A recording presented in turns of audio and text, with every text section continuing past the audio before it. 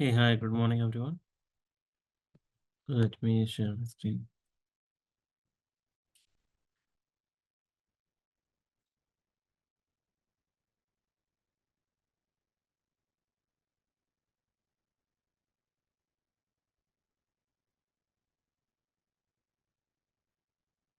Okay, I believe we were discussing logistic regression yesterday. So we had mainly done two iteration. One iteration with keeping both the weights equal. Zero, we had given a weight of one. One also had a weight of one only. And then the second iteration we did by giving class 1 more weightage as compared to class 0.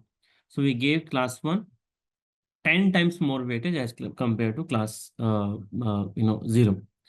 Now, what if I want to, what if I will change it to maybe instead of 10 times, let's make it maybe 30 times. Okay, let's see how it's gonna impact the whole thing.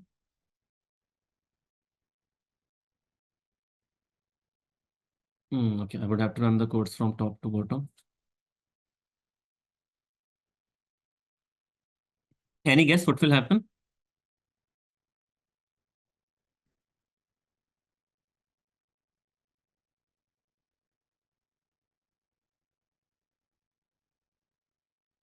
Now, when we will increase the weightage of class 1 even more, all right, if you'll make it, let's say 30 instead of 10, you will see that um, the accuracy of category A will go even like it will improve even further, and accuracy for category B will go down.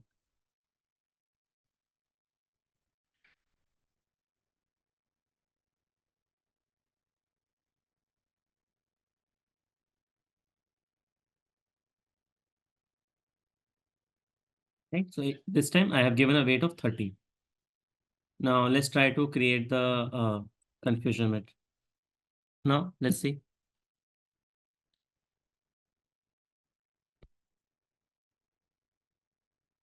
This is our model 3.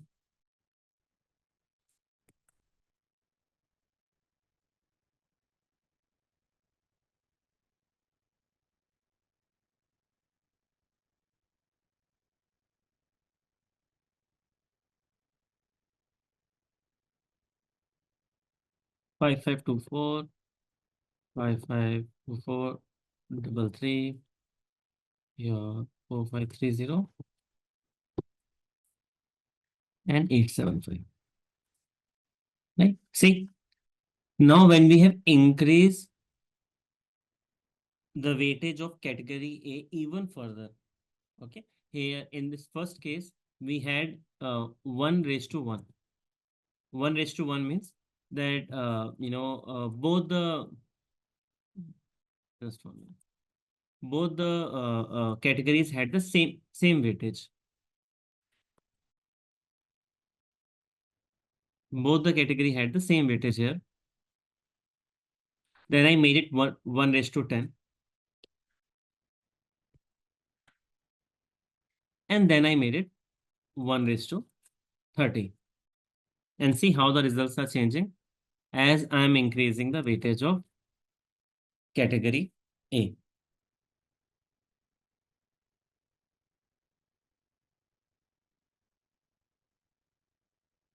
Yes, sir. It looks like it is giving everyone as promoted. Yeah, right. Right. That Now, is giving a yes. 4530 Mm-hmm. promoted. Right. No, you are right. I'm not saying that we should do this. I'm just saying that, okay, if we will, if we decide to increase the cutoff even more, sorry, if we will try to increase the weightage even more, this is what will happen.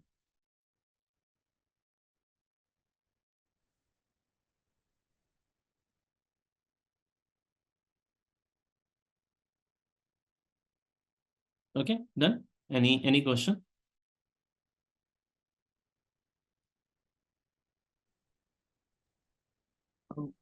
If this means the class weights that we are assigned, right? So it will be only for binary classification, or if you have multiple target variables. Even for multi-class classification, you can change the weights, because even there it can happen that maybe class A is present 50% time, class B is present, let's say 45% times, and class C is present only 5% of the time. Okay, so even there you can increase the weights. So what is the ideal weight we should give to get a better model? Like 1:10, is that better, or any Yeah, other? in this case, I believe 1:10 is better, Right, given that we have similar accuracy for both category A and category B. right. Okay.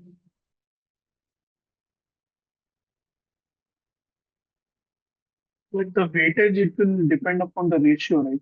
Like how much is to promoted and not promoted. So in our case, we have Mm-hmm. got 1:10 ratio. Mm-hmm. Okay, if our data set contained 1:20, so for Mm-hmm. example, Mm-hmm. then we would have taken the class weight as 20, right? Right. Yes. Hmm. If you want to have similar accuracy for category A and category B. Okay. Hi. Actually, I want to like clear one thing about weights. Can you just go to the code one more time? I want to see something. Where we like called the linear regression Yeah, this one. function. Yes. Here we Mm-hmm. like assigning weight like 30 like constant for each feature or for each what should I say like row. Uh, 30 is like constant. But while Uh-huh. we like code it, while Uh-huh. we like train logistic regression, we like update it with gradient descent, with like multiply with like learning rate that we like updated every iteration. Uh-huh. But so according to that, it's not constant, right? But here we are like putting 30 as constant. But there like it just according to the laws, according to the Uh-huh. gradient descent, just updated per feature and just like uh, Mm-hmm. and we can use like Adam optimizer also to like change like learning rate also like smoothen it. So I think that Mm-hmm. is more precise rather than like putting 30 as a constant. Actually, you're talking about two different weights altogether. Okay, that's why a little confusion is there. This is uh, this is a weight that we are giving to each row. Okay, so you talked about learning rate and all. I will not go a lot into it because for the other people who don't know about it. But the thing is that is your learning rate dependent upon how many rows that you have in your data set? No, right? No, like it's like No. for iteration, I use like Adam optimizer to Mhm. smoothen it or to like change it, and I Right, right. took 2.01. It's like constant before it, but I Right, right. No, update no. So yeah, I got it. I got it. I'm just saying that is our learning rate depend upon the number of rows? The answer is no. Okay. no. Here, when the weight that we are talking about, this is the weight of each row. Okay, this is not the weight of Okay, learning rate or something, anything else. This is a weight of okay, each row. So you can assume it as that when I say zero, the weight is one, and for one, the weight is 30. It means that, like, how you can think about it, that wherever the target variable is zero, keep those rows okay, as it is. Wherever the target variable is one, duplicate duplicate those rows. How many times you need to duplicate is 30 times. Let's say in this case. Okay. If okay, if I'll make it 10, so assume it that in the backend, each row is getting duplicated 10 times. okay. Okay. So whenever we have like pure class of one, it will Uh-huh. duplicate like 10 times to uh learn it better, Right, right? right. To balance the data set. Because as of To now, balance it. for every one promoted guy, there are 10 non-promoted guy. Right? Okay. So So this is to like a balance, shortcut. yeah, yeah, exactly. We are balancing it. Yeah. Okay. So it will not be related to learning rate. Okay.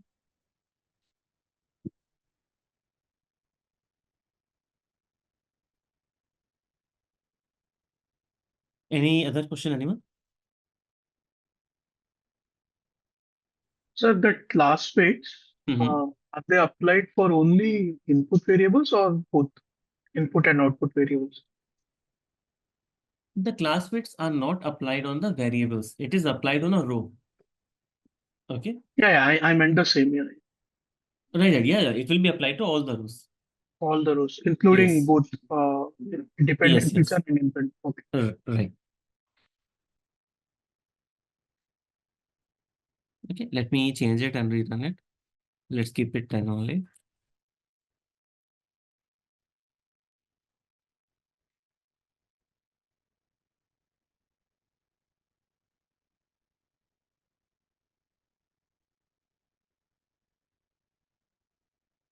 Right. I think we have seen this. Total accuracy is 74%.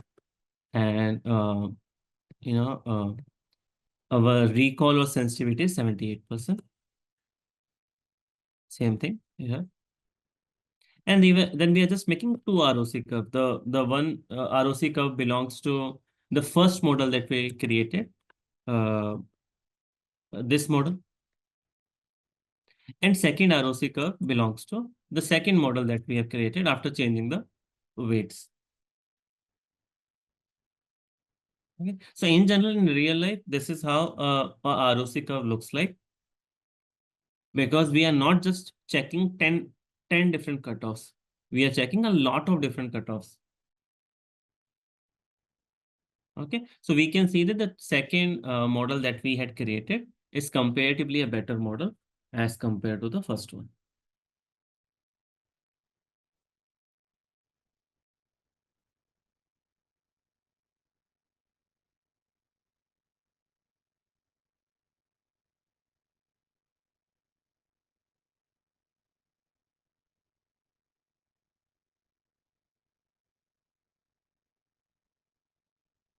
Right? And now after this, what we are doing is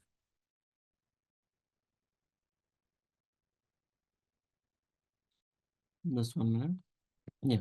In this part, what we are doing is, so I told you, right, that the backend of logistic regression is nothing but a linear regression, right? So this is nothing but the results of that linear regression, where the target variable will be log of odds ratio. Okay, so that for that particular linear regression, this is what the summary result is. Okay, not relevant here for us, but just letting you know.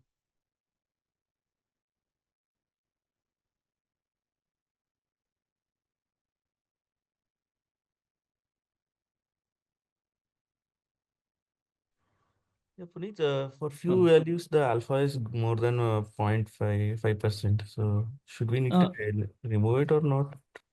Actually, if you look at it, this belongs to the same parent variable. Okay. Right? So either we remove all or we Mm. keep all. Okay.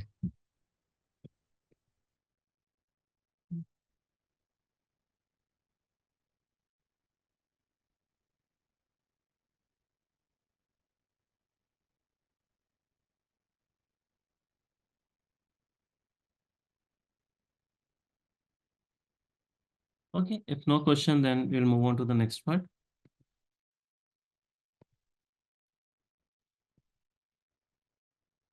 Sir, can you explain a bit more about the output of logistic regression? Like what all things we need to check there? In logistic regression, we just need to take confusion metric. In confusion metric, using confusion metric, you can create three main things. One is the overall accuracy. Second thing is your recall or sensitivity or your accuracy of category A. And third thing is specificity or accuracy of category B. So based on these three things, you will be deciding that which model that you want to have. If you have done multiple iterations, then which model you want to have. Now, like between these two models, was there a mathematical way to say that no, model 2 is better than model 1? The answer is no. I can show you what is the accuracy, what is the recall, what is the specificity, but at the end of the day, it will be you who will be looking at the results and deciding that which one is making much more sense. So for example, in this case, after looking at the results, is to me, this model was making much more sense as compared to the 3 iterations that we have done. Okay. So with dropping of variables, again rerunning it, and then again doing it with weights. So all the things we should do multiple iterations and then decide on the good model, right? Right, exactly. Okay.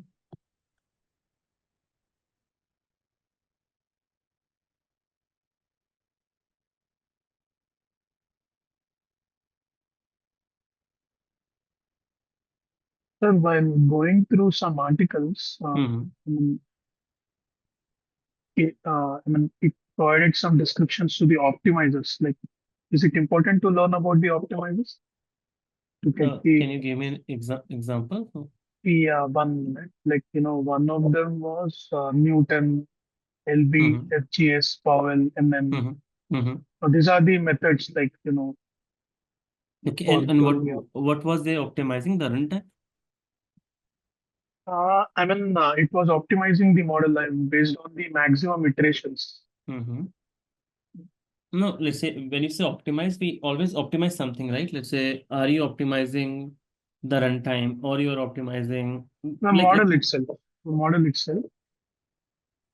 Like, for yeah, example, but in the model, the accuracy, runtime again, like one what are one we minute, optimizing? 1 minute, I'll ping the code. Okay. Yeah, sure. I'm pinging the code in the chat. Mhm. Yeah. So that's what it mentioned. Maximum iteration. Okay, this is one of the code. Found it all online, sir. This one. You got it, got it. Yeah. This one also. Hmm. This method BFGS that I don't know, like it's one of the parameter. But yeah, max iteration is something that we will discuss later.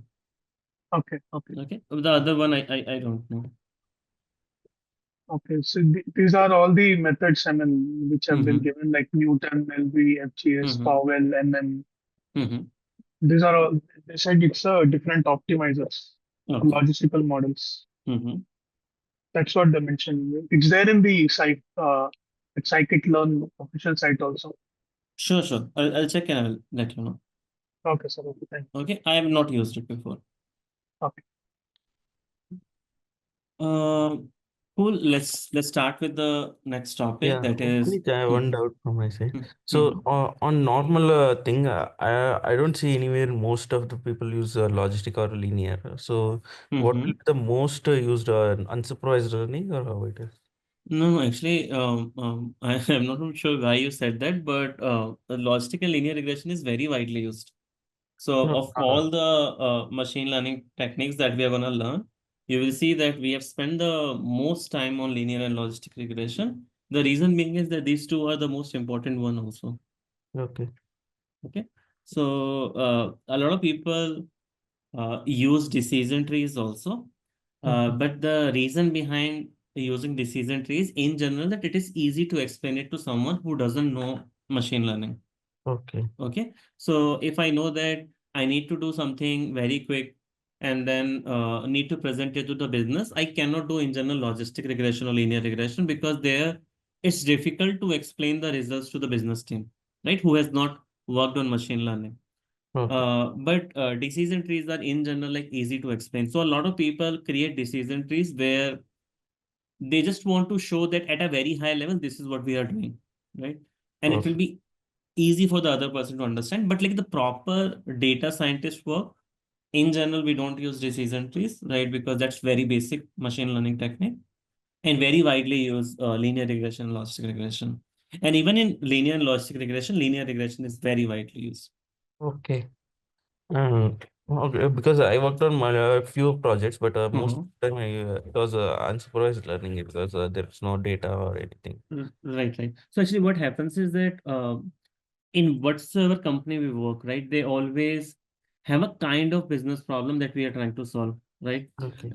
For example, when I was working for Walmart, there most of the target variable used to be your categorical. Okay, so most of the time, any machine, like whenever we will think about it, it will always be logistic regression or random forest or execute, something like that, because all of these are for classification. We never use linear regression altogether because the target variable never used to be continuous. Okay. But when we, let's say, when I changed the company and came to PayPal, there the target variable is most of the time a continuous variable. Okay, so most of the time we talk in terms of regression rather than classification. Classification we are not interested at all. Okay, similarly, so from a company to company, it can change. Like, to be very frank, very honest, I'm being here, that unsupervised machine learning is the least used one that I have seen like throughout my career and by talking to my friends and all, right? And if you look at it also in this course, there is only one unsupervised machine learning technique that we are going to discuss, that is k-means, right? K-means clustering. For me, I have used k-means itself. That's right. Right, exactly. K-means is the most popular one. Like 99% of the cases, K-means will be used. So, but if you look at the classification part, we have like 6, 7 different machine learning technique. Why that is the case? Why people were more interested in creating new classification techniques rather than new clustering techniques? The reason being is that in general classification is the most common type of problem that the people solve. Okay. Okay, so it can vary from team to team, company to company. In general, in one company, I've seen that one kind of work happens. But if you talk about in general, linear logistic regression are very popular. Okay. Okay.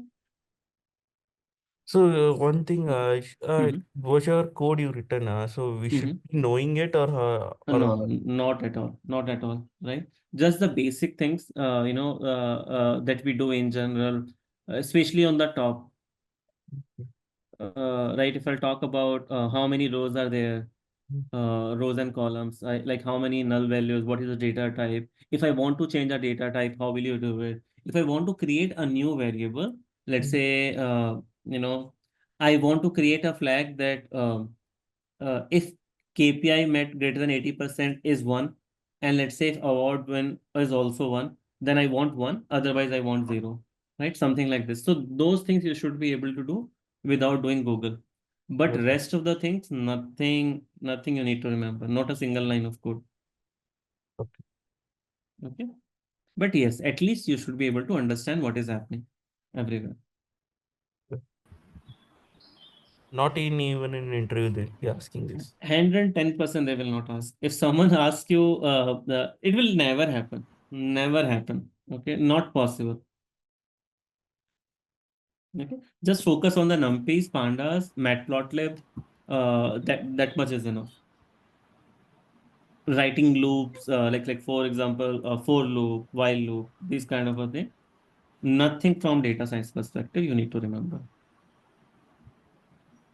Okay. Then what they will ask from data science?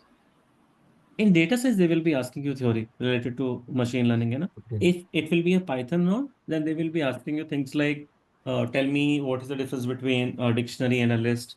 How tuples are different from dictionaries. Write a for loop which will be identifying all the prime numbers. This and that, right? Those kind of a thing will happen, which is not related to if you look at what we are doing as of now. Okay, so whatever is covered in the Python module, that's something which is you can expect in a Python run. So OOPS concept. Yes, it can be there. In general, 90% of the time, it will be just NumPy, Pandas, Matplotlib. This much should cover 90% of your question. And obviously, I'm assuming that you know the other basics as well, like declaring a variable, type of variable, writing loop, difference between different data types and all. Like those basic stuff, On top of that, NumPy, Panda, Matplotlib will cover you 90% of the questions in Python.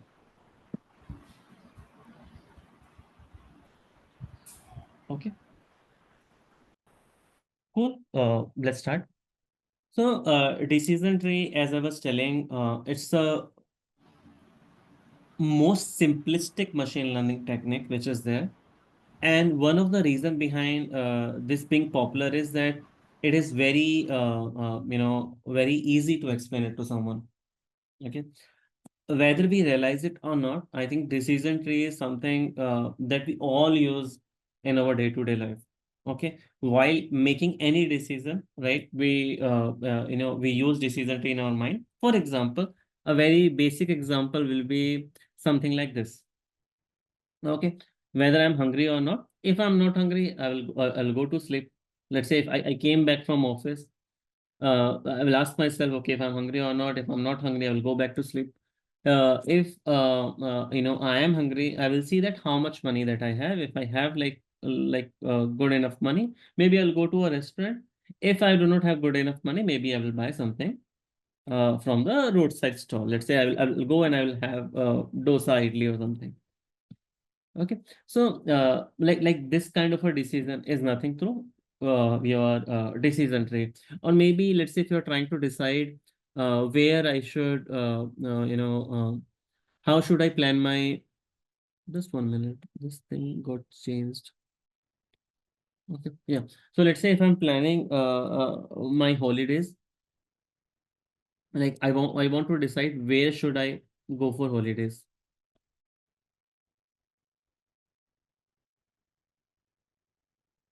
I go for holidays. So I will ask myself, the very first thing that I will ask myself is how many days of leaves that I have.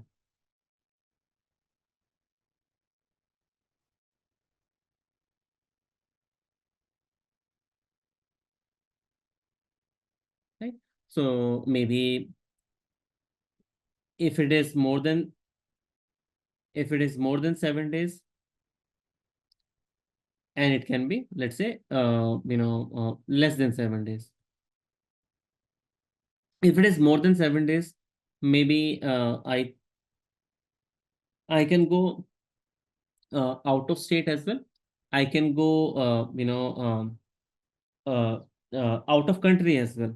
So it will depend upon how much money that I have. Let's say, what is my budget? If my budget is, let's say, more than 1 lakh versus my budget is less than 1 lakh. If my budget is more than 1 lakh, I will be going, outside somewhere outside the country. If I will be having less than 1 lakh, then I will be going out of state. Right? But if I have less than 7 days of leaves, maybe I will directly be going to Goa. Okay, something like this. So whether we realize it or we don't realize it, right? We always make decision in these steps. Okay, if I want to buy a car, I will first look at, okay, what is my budget? Is my budget less than 20 lakhs or greater than 20 lakhs? If my budget is greater than 20 lakhs, I want to buy a 7-seater, right? If I'm planning to buy a 7-seater, maybe the next thing will be the color. If I'm planning to buy a red color, then it has to be Innova. If it is not red color, if it is a black color, I want to buy maybe XUV 700. If my budget is less than 20 lakhs, then I will say that I will check that, okay, I want a 5-seater. In 5-seater, I either want to go for Honda or I want to go to Tata. Like these kind of decision you try to make in your day-to-day life as well. And all of this are just based on decision tree, whether we realize it or we don't realize it, right? I want to buy a flat. Again, what is my budget, right? That will be the first thing. If the budget is, let's say, more than 2 crores, I want to go for 3 BHK. If it is less than 2 crores, maybe I want to go for 1 BHK or 2 BHK, right? If I'm married, maybe I will go for 2 BHK. If I'm not married, I will go for 1 BHK, right? Again, nothing but an example of decision tree, right? Now, just 1 minute.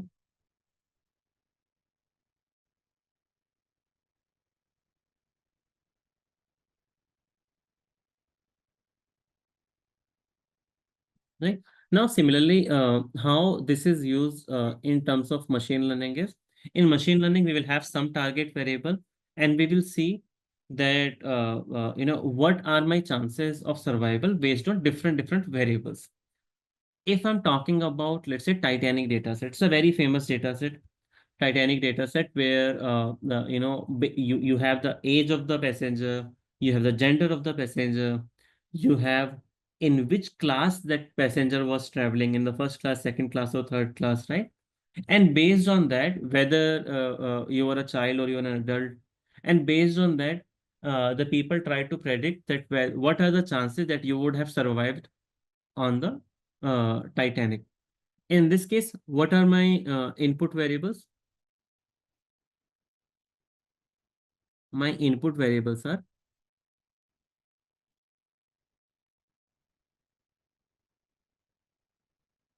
like age of someone, gender,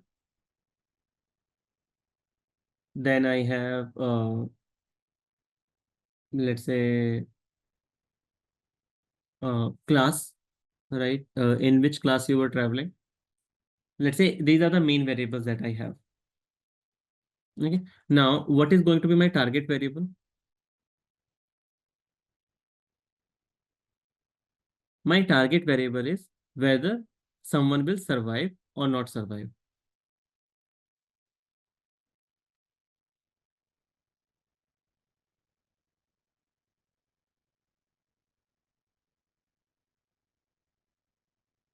Okay, so what do we do? If I want to create a decision tree for this, we start with the most important variable, right? How do we decide which one is the most important variable?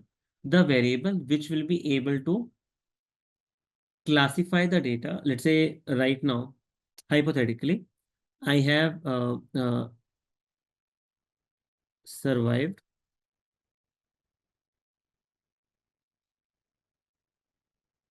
not survived, right? I Sir, have these two. I missed it. Like, what are we trying to find out? Survived and not survived from? So From which scenario? right. On Titanic, like you remember that ship was Uh-huh. there, right? Okay. On that, what we are trying to do is, based on these different variables, age, gender, and class, we are trying to predict whether what are the chances someone will survive on Titanic, and let's say not survive on Titanic. Okay. So the same thing can be done with the logistic or linear, but Yes. we are just simplifying for the people. Right, exactly. Same thing can be done for logistic regression also, not linear. Linear is for continuous variable. So survive, not survive. Now, let's say hypothetically, in my data set, 50% people have survived and 50% have not survived. As of now, it is 50-50. So the first variable that I want to, so what kind of a data set it is? It is a heterogeneous data set. What is heterogeneous means that there are different classes which are mixed together. I want to choose that particular variable which is gonna make this split more homogeneous. What is the meaning of homogeneous here? Same Okay, class. same Same class, data type or exactly. same class. Right, exactly. So what we are trying to do is, if I have, let's say, a big bowl in which I have red dots as well,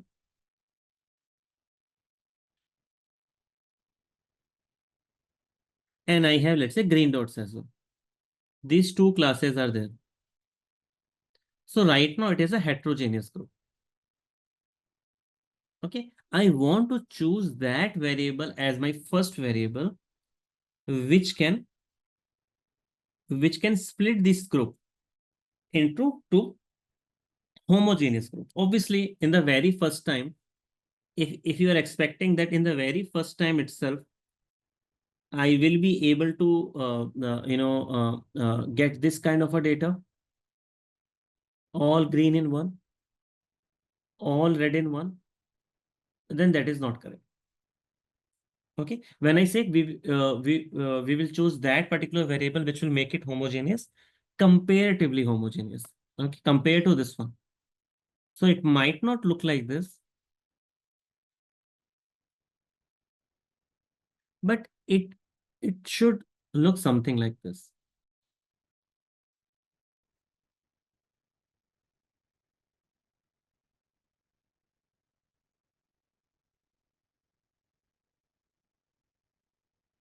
You got my point?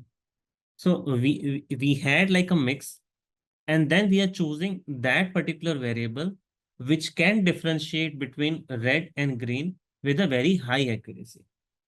Okay, that will become my first variable. Okay, so now in this case, I will first try with age, I will then try with gender, and then I will try with class, and I will try to see where I am getting the most homogeneous group. Okay, which variable is giving me, right, more homogeneous group as compared to the other. Like hypothetically, let's say that variable was gender.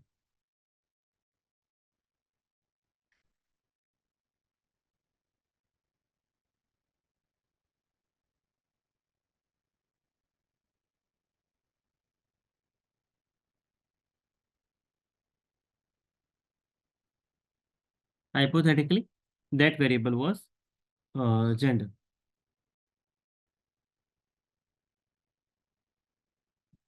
Okay, maybe right now, before gender, there was a 50% chance of survival for each, right? Because 50% people have survived, 50% people have died in Titanic.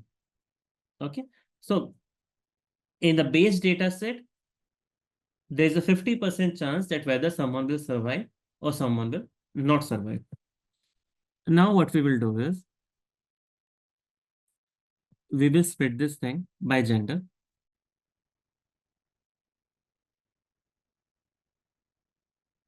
Okay, let's say this is for male and this is for female. Okay, so on the male side, there is some survival rate. For female side, let's say, I have maybe 0.3 data. 0.3 data means 30% of the data is there. Or let me call it that way only. The numbers in the green represents what percentage of data is there. It was 100% here. And let's say in the red, I will try to represent the survival rate. Okay, and the 50% survival chance was there.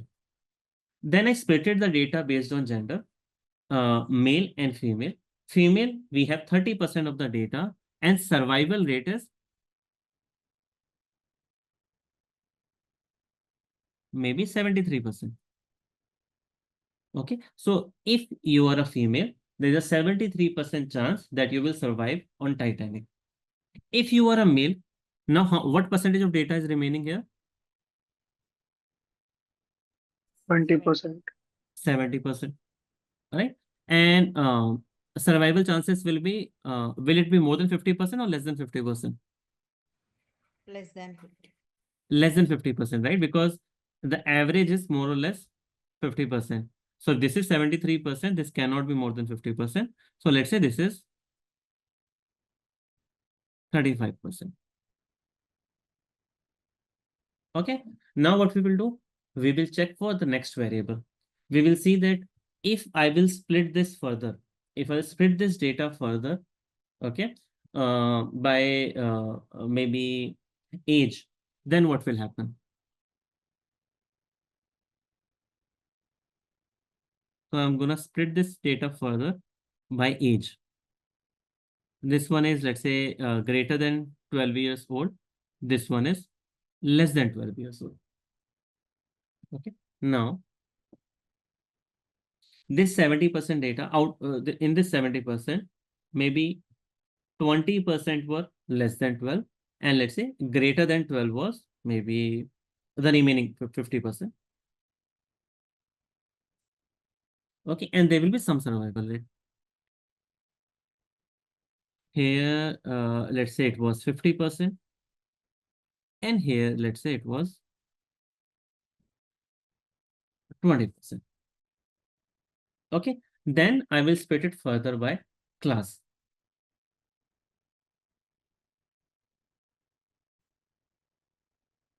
Okay, let's say this is class 1, and here I have class 2 and class 3. Okay. Now, in this 50%, maybe 45% are either from class 2 or class 3, and the class 1 are the 5%. Okay, and there will be some survival rate. Maybe for these 5%, the survival rate is 60%, and for this 12%. Right? So now I have a decision tree. How can I use this decision tree? If you will give me now the value of, like, for any passenger, let's say you randomly pick a passenger and you gave me, okay, what is the age of this person?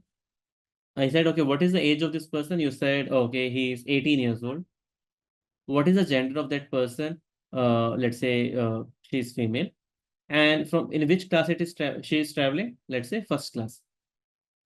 So I'll just simply start from the top. Okay, what is the gender? The answer is female. Female.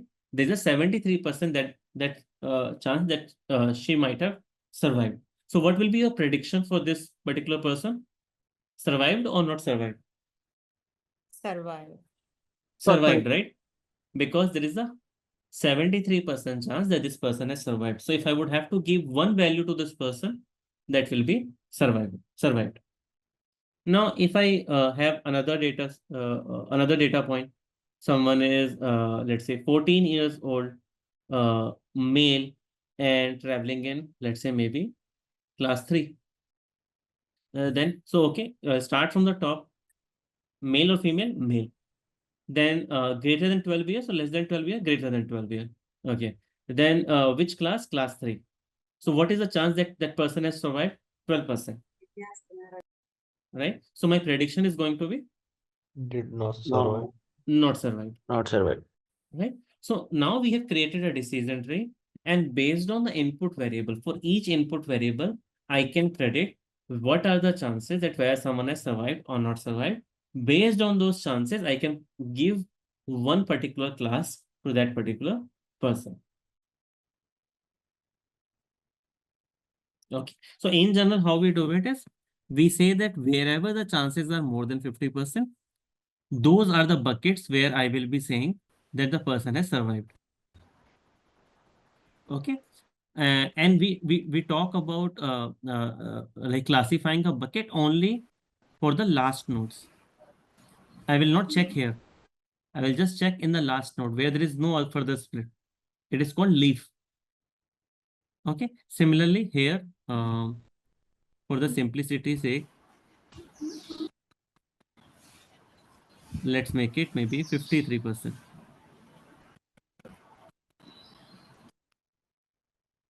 Okay. So here also what we will do is, because it is more than 50%, I will say that these people will also survive. Similarly, again, I will check here. I will not check here because this particular one is getting splitted further. So I will not check here. I will check in these two only. This one will also get, my prediction will be survived. And for this one, my prediction is going to be not survived. Okay, so we only classify at the leaf node, at the last node. Okay. Any question?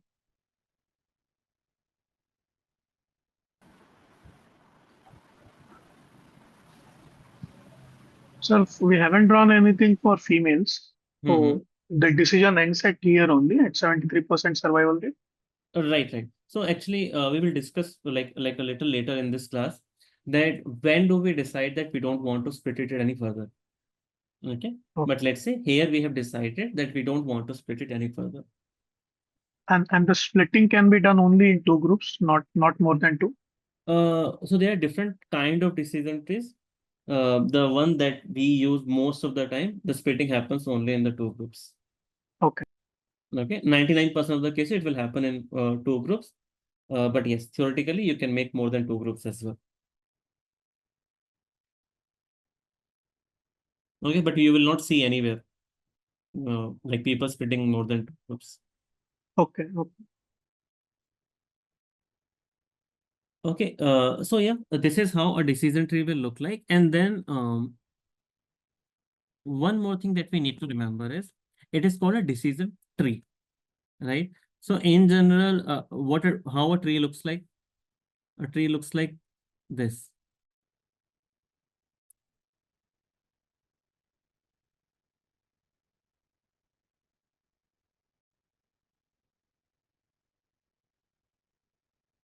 Right? Like we will have these leaves on the top, and maybe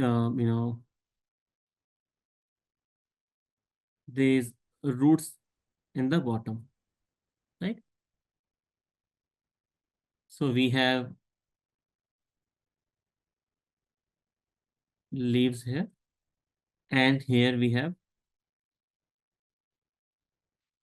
roots, right? But in decision tree, we need to remember that it's an upside down tree. What do we mean by that? That if I have something like this,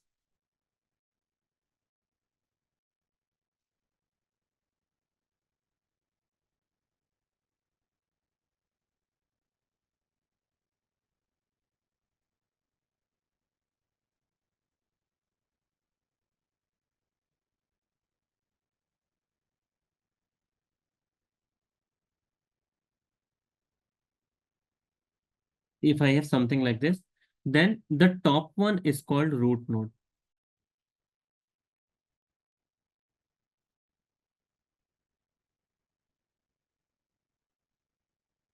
Okay, on the top I have root node, and then in the bottoms I have leaves. So this will be a leaf. This will be a leaf.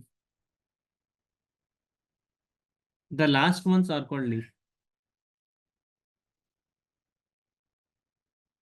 Okay, and in between these ones, like this one, is called decision node.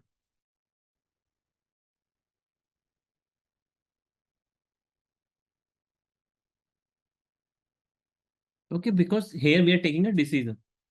So these are called decision nodes. So we are starting with the root node. This is the first one is root node.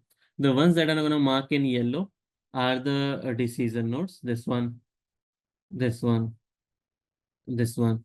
And the one which are marked in green are leaf node.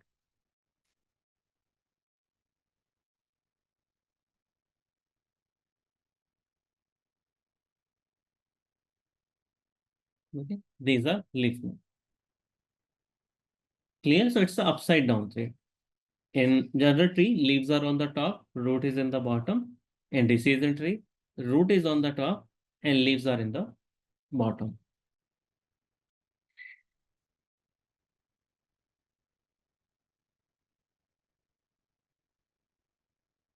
Clear? Any doubt?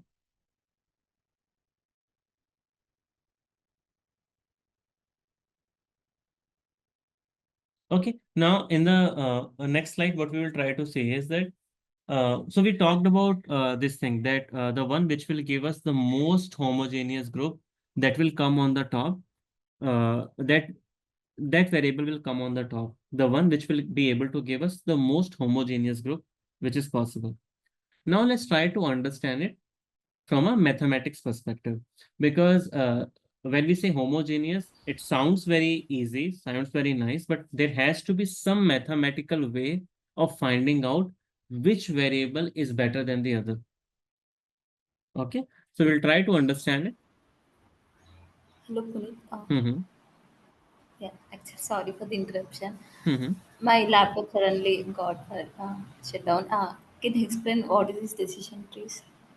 Just like quickly. Right. So let's discuss this example again. So we were discussing the Titanic dataset example, in which we were discussing based on the different variables that we have, the gender of the person, the age of the person, in which class that the person is traveling, whether he's traveling in first class, second class, or third class, we try to predict whether someone will survive or not survive. Okay. So how the decision tree will be made for this? We will take that particular variable which is being able to split the data set into comparatively homogeneous group. What do we mean by comparatively homogeneous group? Let's say as of now, I have a mixed bag of red dots and green dots. I want to take that particular variable as my first variable, which is going to split this data set into two homogeneous group, relatively homogeneous group as compared to this. More homogeneous, better variable, right? So we started from here. We said that the first variable that we are taking is the gender, male, female. If the passenger is female, that is my 30% data set and 73% survival rate. So if my passenger is female, then I know that there's a 73% survival rate. That's why my prediction is going to be that the passenger has survived. On the other hand, if the passenger is male, which is like 70% of my data, right? If the passenger is male, I will be checking what is the age of that passenger. Is it less than 12 years old or greater than 12 years old? If it is less than 12 years old, okay, which is nothing but 20% of my data and has a 53% survival rate, okay. So if my age is less than 12 years old, okay, my prediction is going to be again survive. Why? Because the chances are more than 50%. But if the age is greater than 12 years old, I will be checking in which class that passenger was traveling, whether he was traveling in the first class, second class, or third class. If the passenger was traveling in the first class, then there is 60% survival rate. That's why my prediction will be survive. If the passenger was traveling in the second or the third class, then there is a 12% survival rate. That's why my prediction is going to be not survive. Okay, so this is nothing but an example of decision tree. Now we are going to say that, okay, here I have just told you that I will be taking gender as my first variable, right? And let's say this one I will split it further by age, this I split it by class, but how these things get decided in the backend.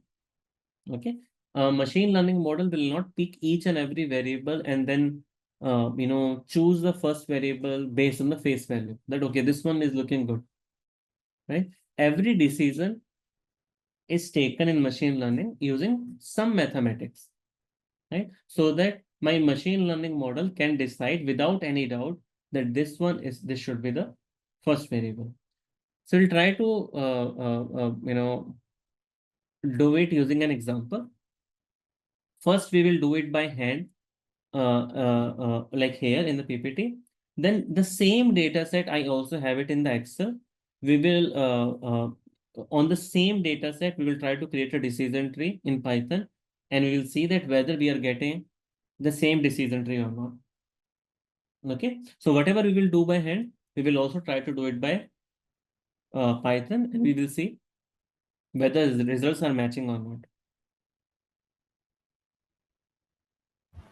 Like this is another machine learning algorithm, similar Right, like linear regression. Like, right. Yes. Okay. like, can I ask a doubt like regarding Mm-hmm. yesterday class? No, no. Yeah, If like yesterday's you class, said then the no. Like we have started with the new one, so okay. it will break the flow. Okay. So maybe you can ask me at the end of the class, or maybe in the starting of the class. Okay. Is that fine?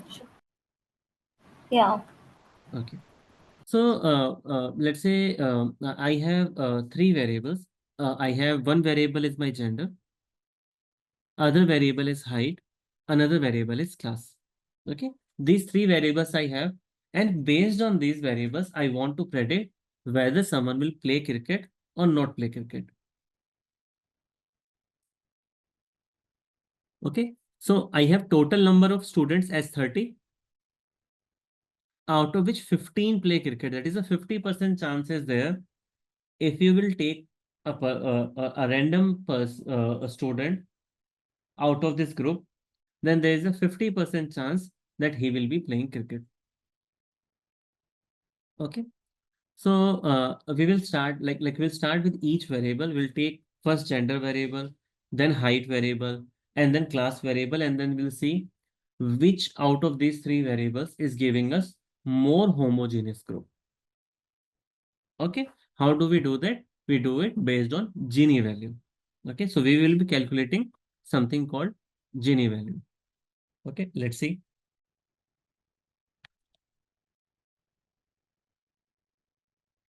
Sir, one doubt here. Mhm. Like, so gender, okay, understood. It has to be at the top. Like, how do we decide which comes first, height or class? No, we will see. That's what Okay. exactly we are doing now. We will see that how we are going to decide. Like even gender does not you cannot say that the gender makes sense to commit on the top, right? Because Okay. again, we don't know that. For a machine learning model, gender, class, your age, all are like same variable, Okay. right? So it cannot decide just like as I said, right?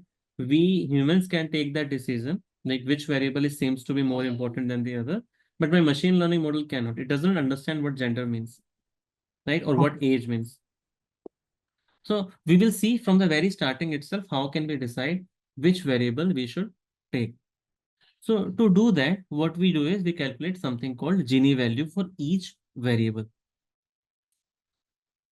Now, so we'll first calculate Gini value for gender. Here, homogeneous means separate group of males and females.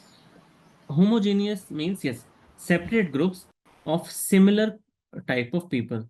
Now, need not to be male and female. Similar can be in terms of interest as well, right? So let's say you and I both like reading books. So we will be part of one group.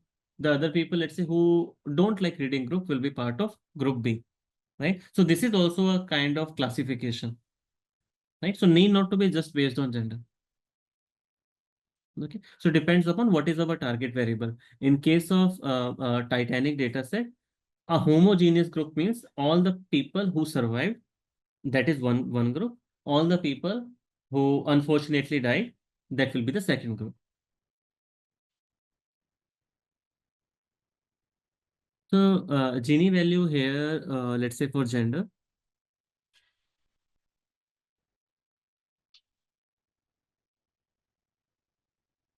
I want to calculate Gini value for gender. How we should do that? We first calculate Gini value for like the two groups that we have, male and female. So I will be calculating Gini value for male, which is nothing but percentage of people who play cricket. Okay. So Gini value is nothing but p square plus 1 minus p square. Okay. So what percentage of people play cricket in male?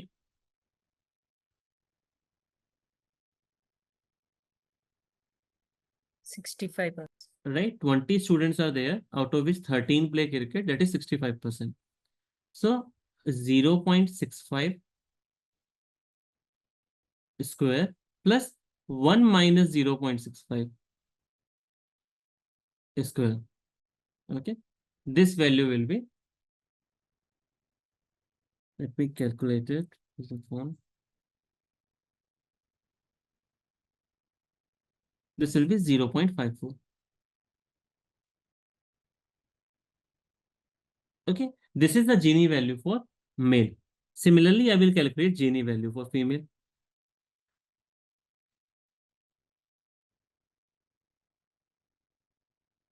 Gini value for female student. Again, the same formula, p square plus 1 minus p square.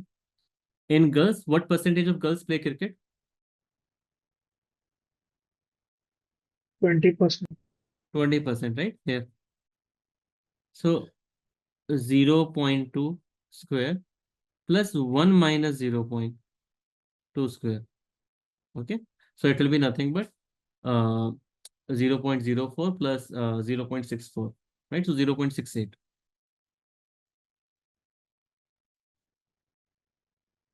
So I have Gini value for male, I have Gini value for female. Now to calculate Gini value of the gender column.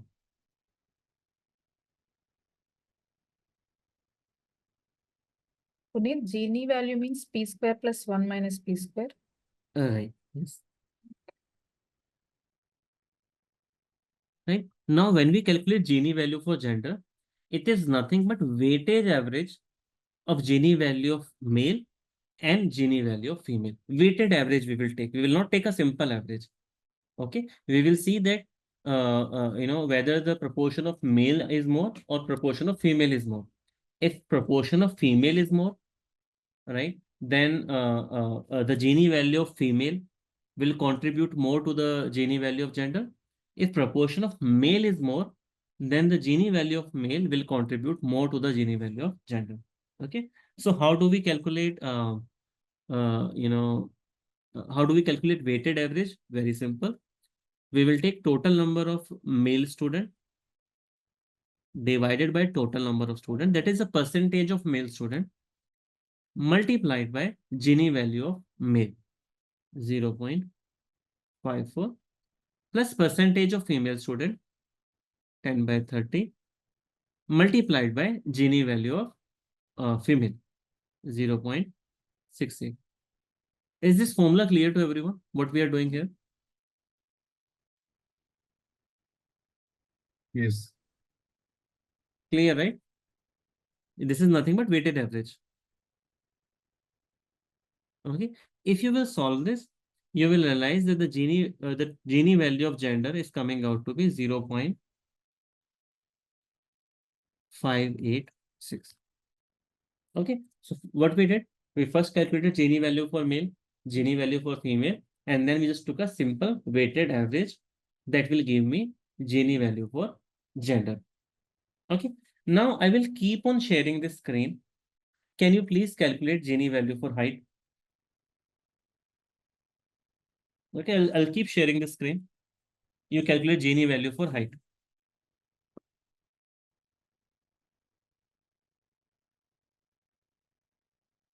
Puneet, what is this Gini value? What is its significance? Again, I'll show you later. We will see that how Gini value is nothing but a mathematical way of showing how good or how nicely a particular variable is dividing the group into homogeneous groups. Okay, I'll show you later. I'll create a graph and then will show you.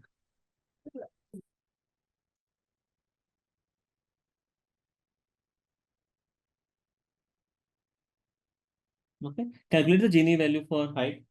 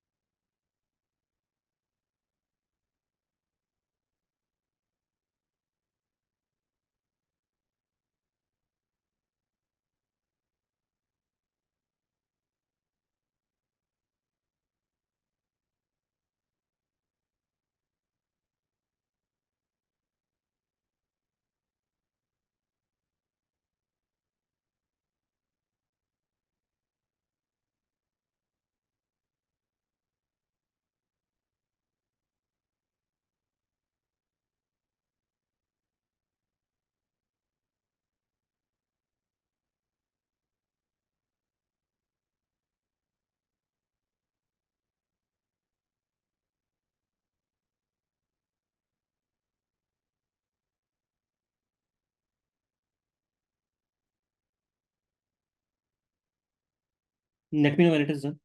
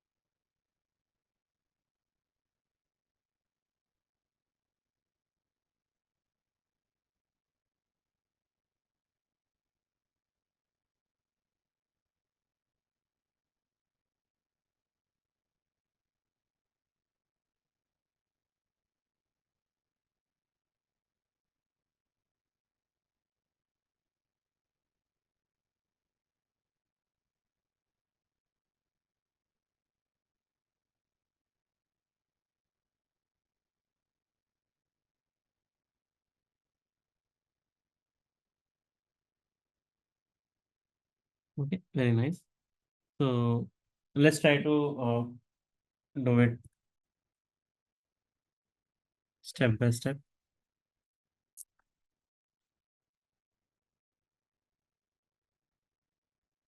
So we will calculate Gini value for height.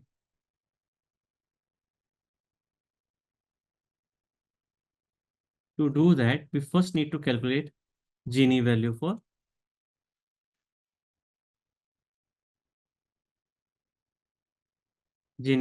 less than 5.5 feet, which will be nothing but 0.42 square plus 0.5 square. Right? Yes.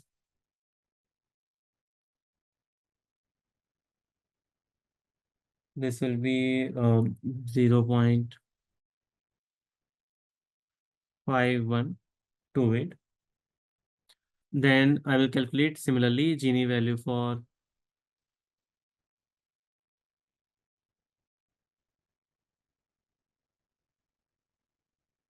greater than 5.5. That will be 0.56 square plus 0.44 square. This will be 0.5072. Now what I will do is I will take a weighted average to find overall Gini value.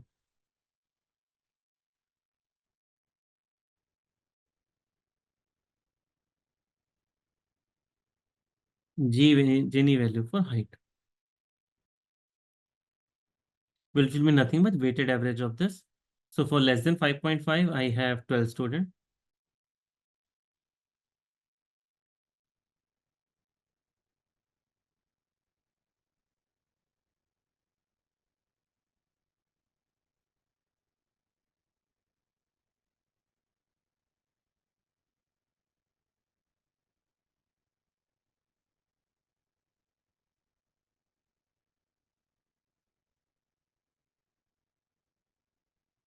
This will be close to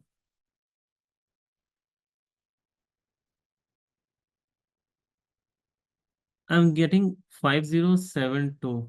5078 or 508. Yeah. So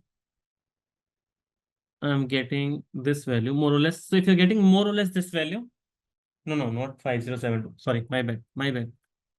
I just it will be you're right. At 5091. 0.5094. Nice. Okay, a lot of you have done it correctly. Very nice.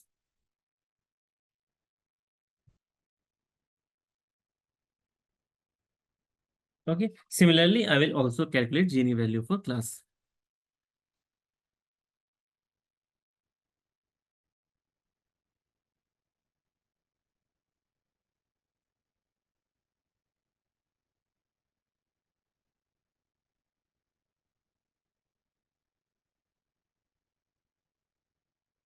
Now I need to have Gini value for class 9, which will be nothing but 0.43 square plus 0.57 square.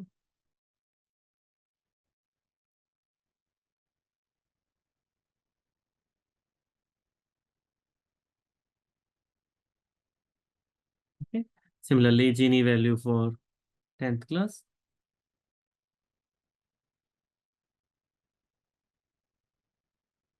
It is 0.56 square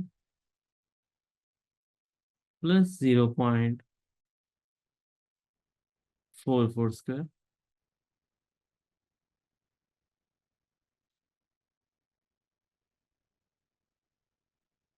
This is 0.5072. Okay. And now I need to find out what is the Gini value of class.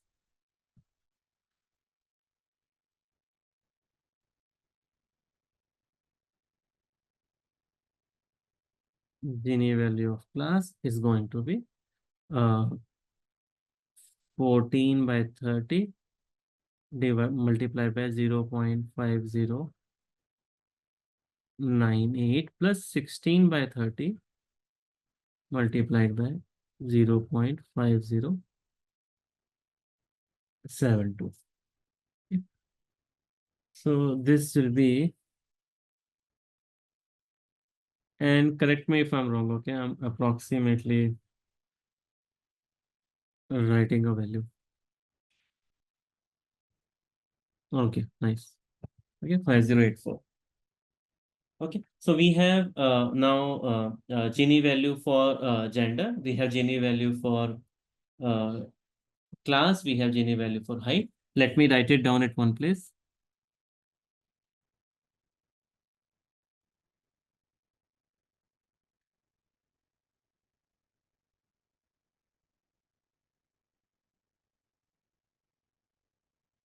We have a variable, and this is the Gini value.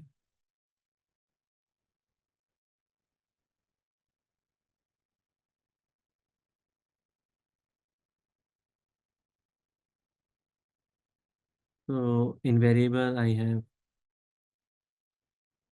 gender,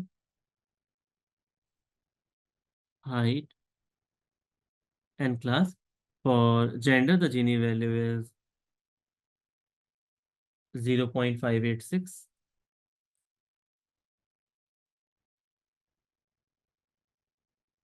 For height, it is 5094.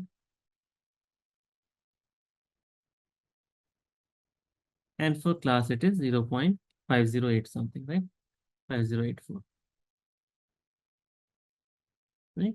So out of these, because gender is having the highest Gini value, right? This will become my first variable on which the split will happen.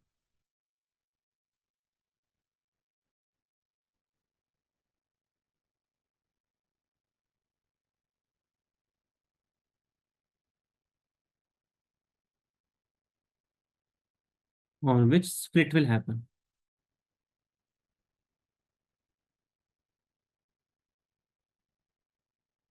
Okay, I will discuss more on this, but before that, let's try to create a graph between probability and Gini.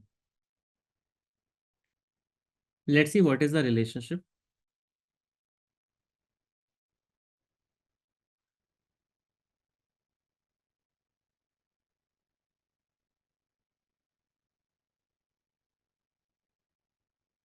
Okay, we will see what is the Gini value for different values of P. Okay, so different values of P that we will try is one is 0 itself, then maybe okay 0.1, 0.2, 0.3, 0.4, 5, 6, 7, 8, 9, and 10. Okay, for these different values of P, let's try to see what is going to be the Gini value.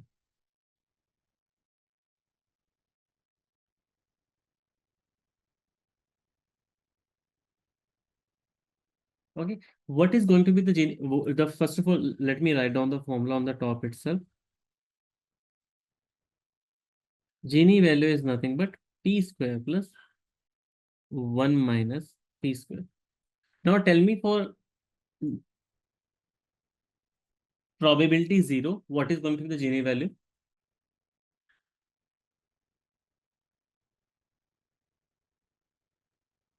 0. 1. 1. 1, right? 1. Yeah, 0 square plus 1 minus 0 square. So 1. 1. Okay. Okay, let me divide this as well into small parts. Maybe 0.1, 2, 3, 4, 5, 6, 7, 8, 9, and 10. Okay. 10 means 1. 0.1, 0.3, 0.5, 0.7, something like this.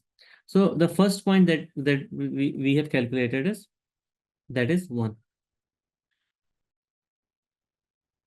Like this is the first point. What will be the value for 0.1? If the p is 0.1, approximate value is also fine.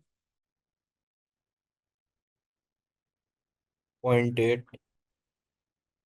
That will be, oh yeah, 0.82. Right, so let's say 0.8 approximately here. What will be the Gini value for this is this, right? What is going to be Gini value for probability 0.2? 0.68. 0.68, very nice. 68 is close to 7 only, right? So Yeah. we'll make it here. Okay, for 0.3.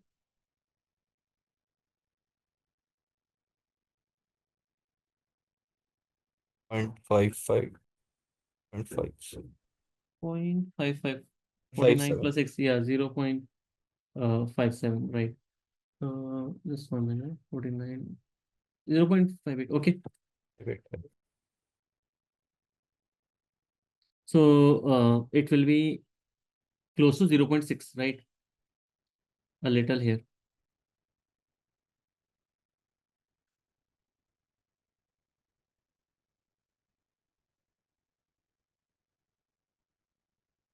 For 0.4, 0.52. 0.52. Oh, okay.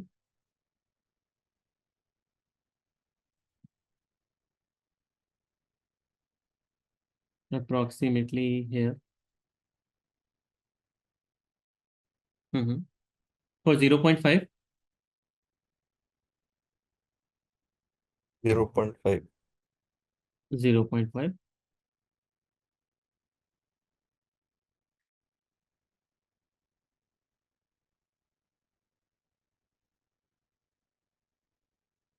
And again for 0.6, how much it will be? Same as 0.4. Same as 0.4, 0.52. Right. So now It you is will see seamless that. replica. Yeah, it will. Very nice. Whatever it is in the left side, after 0.5, it will be the same. So this will come here, I suppose. For 0.8, it will come here. For 0.9, it will be here. And for 1, it will be 1. 1. Right? So if you look at the Gini value, how it is changing. So as the p value is increasing, the Gini value is decreasing. Right? As the p value start increasing again, the Gini value starts increasing again. What does this suggest? What is the p value here? What is p here? What is p? Let's say if I will take the playing cricket example, what is p? Probability if a student plays cricket or not. Right, probability that someone plays cricket or not. Okay, what is the probability value of 0 means?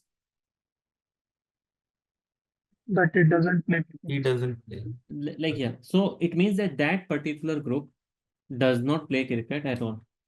Right, we're not talking about one person, we're talking about group, because this is calculated for a group. Like male female we calculated, right?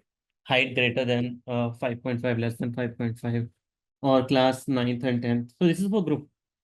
So when we say probability 0, it means that that group does not play cricket at all. No one is playing cricket. Is that an example of a homogeneous group or a heterogeneous group? If no one plays cricket in a group, is that a homogeneous group or a heterogeneous group? Homogeneous. Homogeneous group, right? Because everyone is similar. Homogeneous means what? Similar. So from a target variable perspective, it is a homogeneous group. What is the probability value of 1 means? That everybody plays cricket. Everyone plays cricket. Is it a homogeneous group or a heterogeneous group? Homogeneous. Homogeneous group, right? Because everyone plays cricket, right? And what we are trying to do in a decision tree, we are trying to create as much homogeneous group as possible. Is that right? Yes. When we make a split, we try to create as much homogeneous group as possible, right? So it is telling me that if probability is 0, then it is also very good homogeneous group. If probability is 1, that is also a very good homogeneous group. Okay. What if the probability is 0.5? Then it is a perfect heterogeneous group, right? That's why the Gini value is lowest for 0.5, because half of the people plays cricket, half of the people does not play cricket, right? So Gini value, if you look at it, is nothing but it is a mathematical way of finding out how much homogeneous group are being created in this group.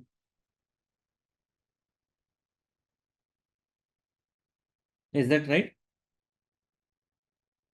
And that's the reason that wherever we have high Gini value, that is the variable that will be taken for our first split, because that variable is creating the most homogeneous group.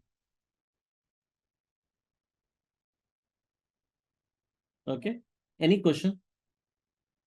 Suppose here we have a variable like class or height has a Gini value of 0.1 or 0.2. Then we should be taking that as the better one, right? Because that is more homogeneous. No. If height and class have a Gini value of 0.1, first of all, that will not be possible because we have seen that the minimum Gini value possible is 0.5. Okay. But let's say if it will have a very low Gini value, then that is a bad thing, right? High Gini value is a good thing. Low Gini value is a bad thing. No? High Gini value is good thing. Okay. Right. Because if Yes. the Gini value is high, let's take this as an example, extreme example. If the Gini value is high, then we are creating a homogeneous group. Yeah, Right? yeah, I got confused with probability. Yeah, fine. No problem. Okay. So So, high Gini value is a good value. so one question here, like, can you go back to the graph? Here, like, for example, we have got the probability of 0.8, okay, 80%. So what does that mean exactly? 80% means that the 80% people in that group plays cricket and 20% does not play cricket. Okay, okay. And for the heterogeneous group at 0.5, like, can we say our predictions are like confident or not confident, or like is it a fixed thing? We can say, okay, 50% don't play cricket and 50% play cricket. See, at the end of the day, to each leaf, you need to classify whether plays cricket or not play cricket. Let's say, for example, I'll go back to my example here. Right here. At a leaf level, you need to take a decision. You cannot Okay, say, for example, here that some I will classify it as survived, some as not survived. Right? This whole bucket will either get classified as survived or not survived. The whole bucket. Okay. So because here the 60% of the people are surviving, the whole bucket is classified as survived. okay, Right? But will that give me the right classification for all the people? The answer is no. okay, okay, Right? But that is the best possible guess. okay. So we can't say that, okay, we are 100% confident. No, actually, in general, we are never 100% confident on anything. Okay, okay. Okay. We are just more confident or less confident. That's it. Okay, okay. right? So my first variable is going to be gender, on which I will be splitting. So this is how it will look like.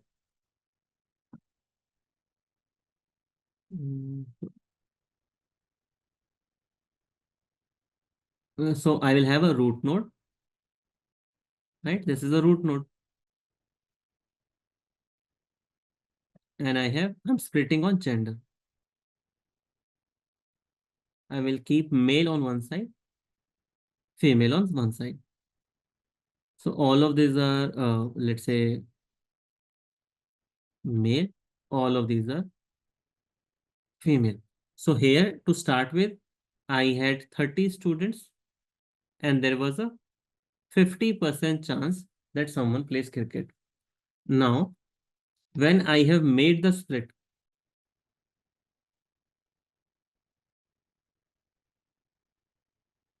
how many female are there? 10 female and 20 male. So I have 20 male, 10 female. For 20 male, I have a 65% chance that they play cricket.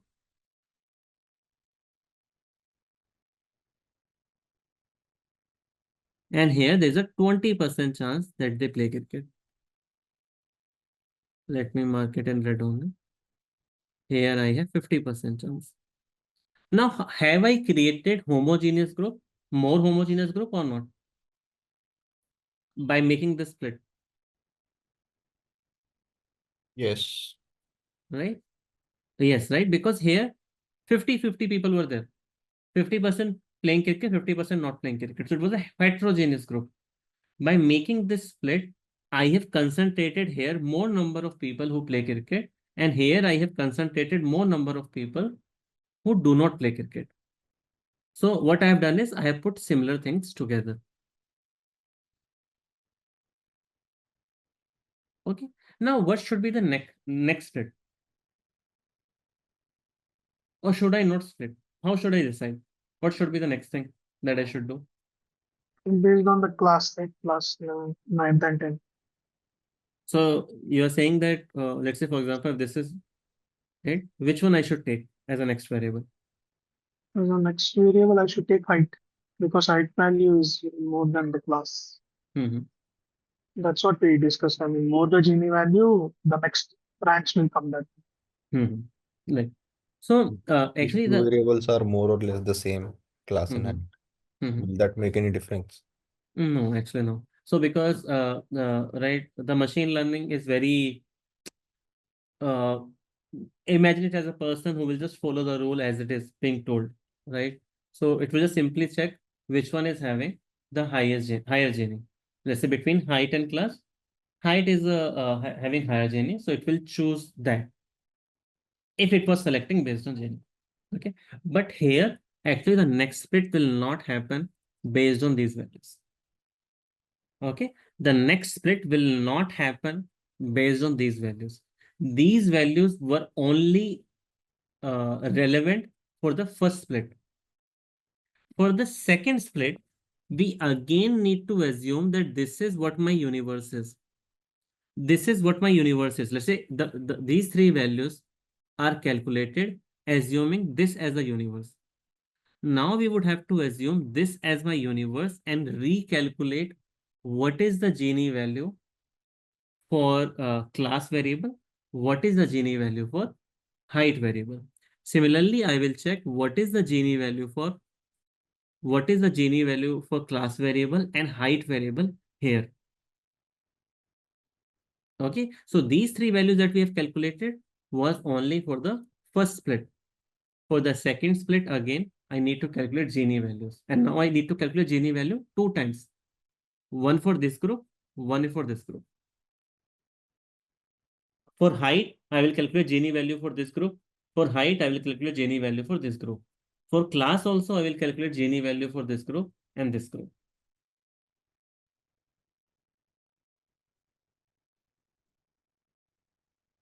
Okay, does it make sense what I'm saying? Yes. Okay. So the Now, overall number will change now, right? Like while calculating mean. male students and female students. Hope you No, agree yes, yes, exactly.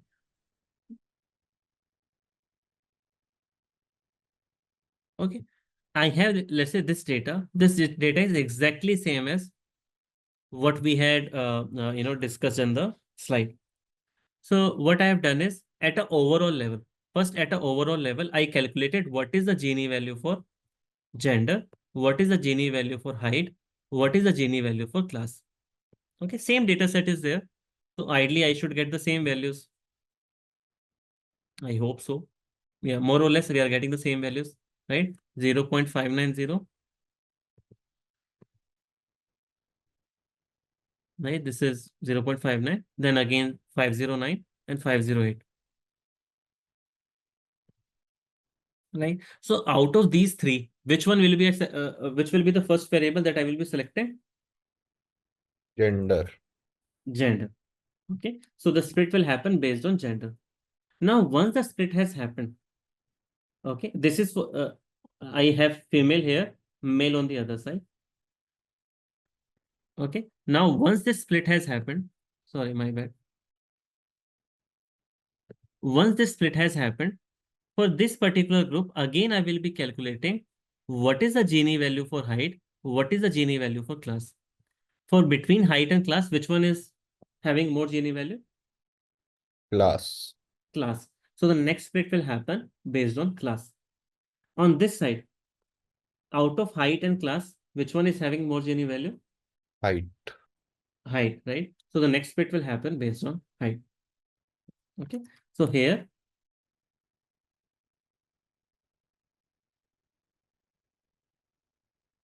for this particular one, for female, So the can next, you please show that slides again, that Excel part? sure.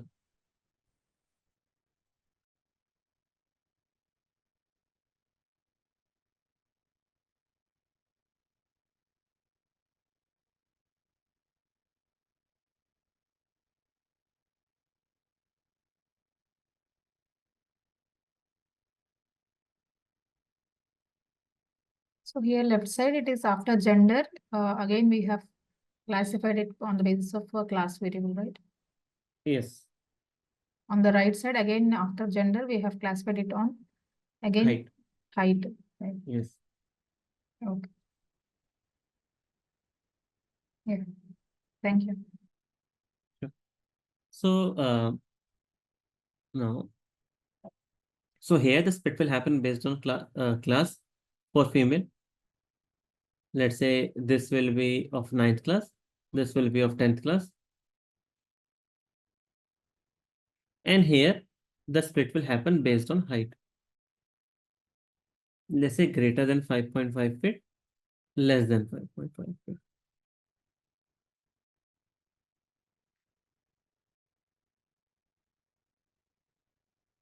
Okay. And we will have a final decision tree. Now here also again you can check whether you want to split. Now after this there will only be one variable available, class. Right? There is no other variable available. Gender you have already used, height you have already used. So the next can only be class. Similarly, gender I have already used, class I have already used. The next can only be height.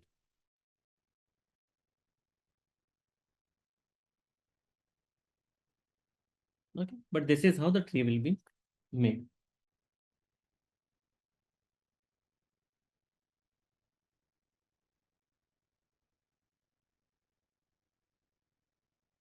Any question?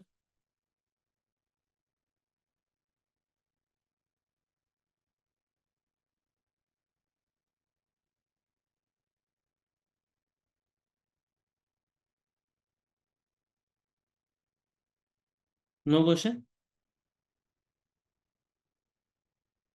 Cool. Then we will take a 15 minutes break.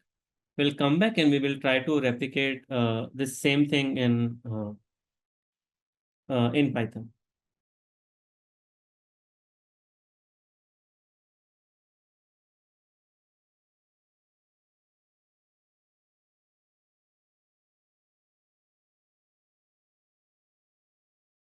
Hey.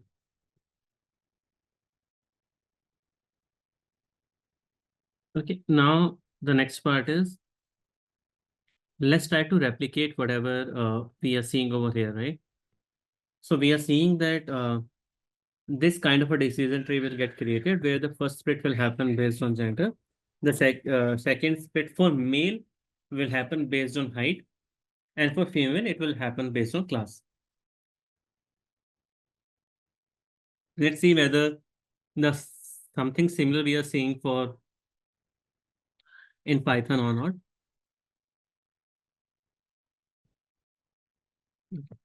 Let me share two files with you. Why there is no split is there is a height greater than 5.5 like in the No, I've just not created it. I was just Okay. giving an example. Okay. I drew only one. Puneet, I have one question. Regarding the data, right? So like the independent data, which is it works on categorical and string as well. Because in linear regression, we always convert it into a numerical one. So here, does it work on like strings? Actually, no. Ideally, it can work because there is no mathematical equation that we are creating.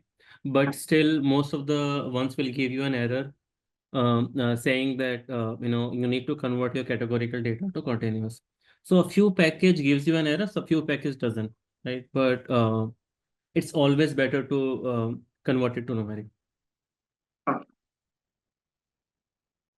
Okay. Although, like from a technical perspective, it is not required to convert it to numeric, but a few packages give error. Actually, most of the package give error.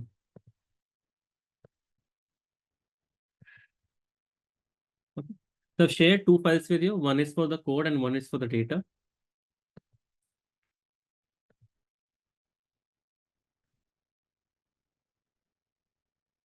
Download both, upload the code.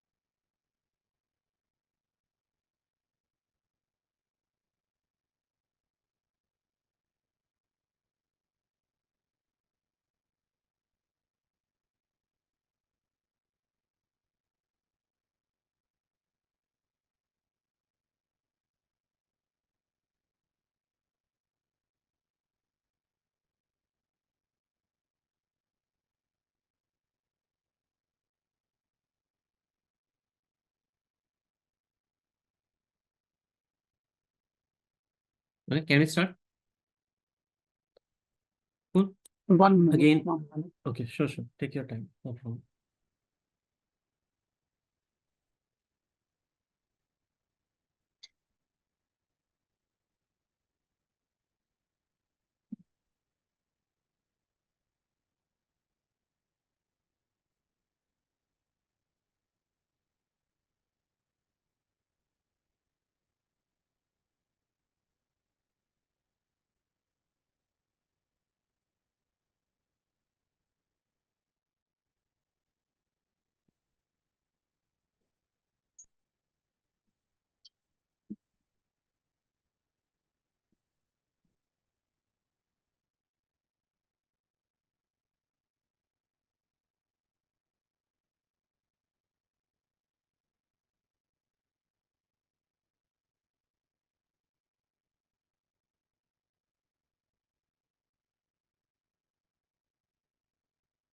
But can we start? No? Yeah. Okay, cool. We're starting with importing all the important libraries, and the second part is where we are reading the file.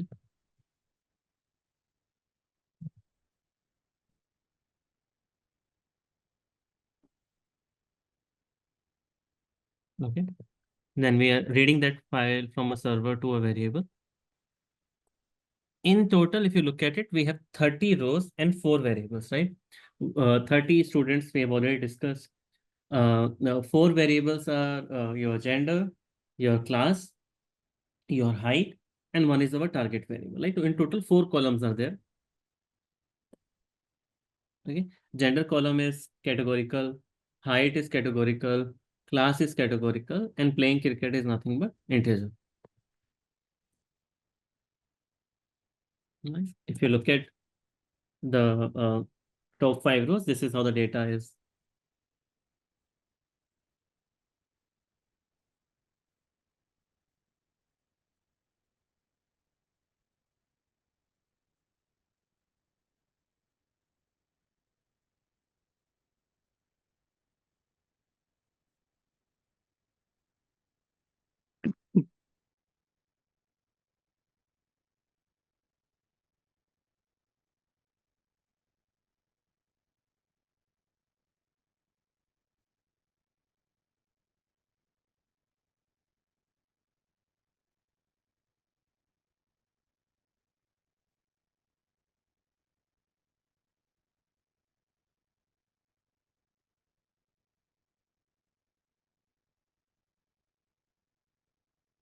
Okay, now the next part is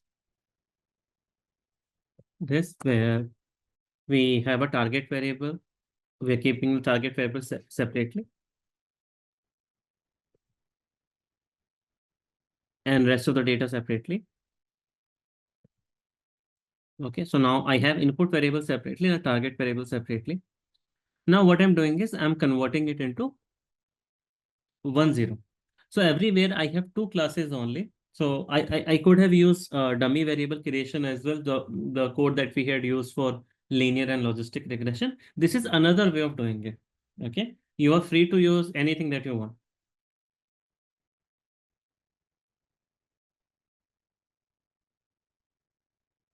Okay, so here very simple thing. It's like a case when condition that I'm putting, that if it is 1 if it is male, otherwise 0. It is 1 if it is height is more than 5.5 feet, else it is 0. It is 1 if the class is 10, otherwise it is 0. Okay, let me know if you have any question on anything. Now, in the next part, what we are doing is, this is what our function is to make a decision tree. Here we are fitting the decision tree. We are providing the input variable and the target variable both for the training purpose. And then in the next part, we are just creating that decision tree. Right? So if you look at it, here, I started with 100% of the values, right? Sample is 100%. So I'm starting with 100% of the values. Then it is saying the value is 0.5, 0.5. It means that the ones are also 0.5, the zeros are also 0.5. So 50% data is of playing cricket, 50% data is of not playing cricket. 50-50 is present. And as of now, I have 100% data. Then in the next part, it is saying, when let's say, for example, it is male, it has my 66.7% data because 20 students were male, 10 students were female. So in this 20 students, it is telling you that zeros are 35% and ones are 65%. It means that 65% students play cricket for the male group, 35 do not play cricket. Similarly, for female, 80% do not play cricket and 20% play cricket. Okay. In the next part, here the next split is happening based on height. If you look at it, The next split is happening based on height. When the height is greater than 0.5, then this, otherwise this. When the height is greater than 5.5 feet, then I have 20% sample. In this 20% sample, half of this play cricket, half of them do not play cricket. That's why the node is also colored white. Similarly, when the height is less than 5.5 feet, then the next split is happening based on class, whether the class is 9th or class is 10th. If the class is 9th, I have 10% data, which is approximately 3 students, out of which 100% play cricket. And when I look at the class 10th student, I have around 36% data, out of which 63% play cricket, 36% do not play cricket. Okay. If you look at in the last, it is also telling you based on the majority whether this bucket belongs to play cricket or do not play cricket. Okay, based on the majority. If majority play cricket, then the classification is play cricket. If majority do not play cricket, then the classification is do not play cricket.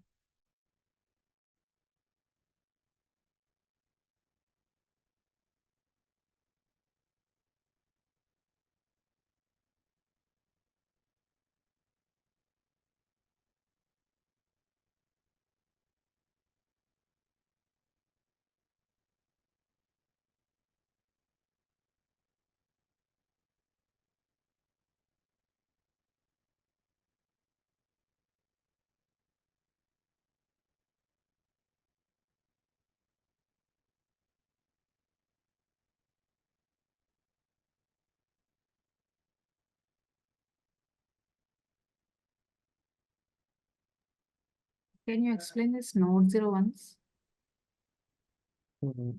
Explain what? Sorry. Node 0. In node 0, it is saying Node 0. Okay. do not play cricket. Yeah. Because here the 50% play cricket, 50% does not play cricket. So any prediction that you will do, there's a 50% chance that you will be wrong, right? So it has randomly assigned it do not play cricket. Okay. Okay, And there is Gini equal to 0.5 means for gender, right? Gini equal to 0.5 minutes for gender. Yes. Gender less than or equal to 0.5 means here. What we have done is, if you look at gender here, right? For male, it is 1. For female, it is 0, right? So Right. I have only two values, 0 and 1. So less than 0.5 means 0 only, and greater than 0.5 means 1. Okay. Okay. So less than 0.5 is false. That means that this bucket is for 1. This bucket is for 0. Okay.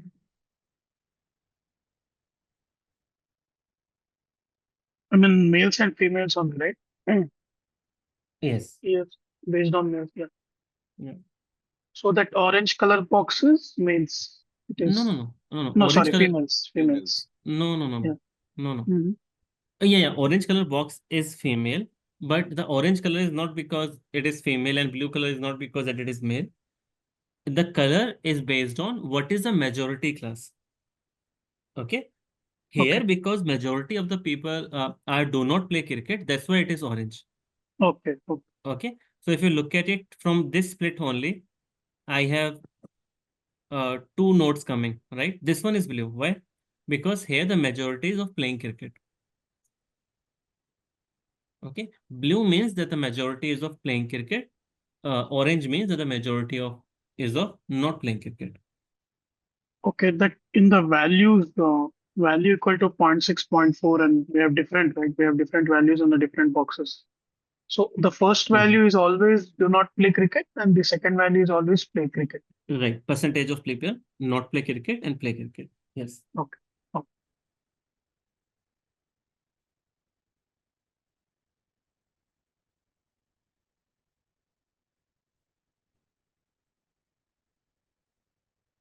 Why the white node here? No. White node because there is 50% play cricket, 50% do not play cricket. So no classification as such. Okay, because I cannot decide like which one is the majority because there is no majority.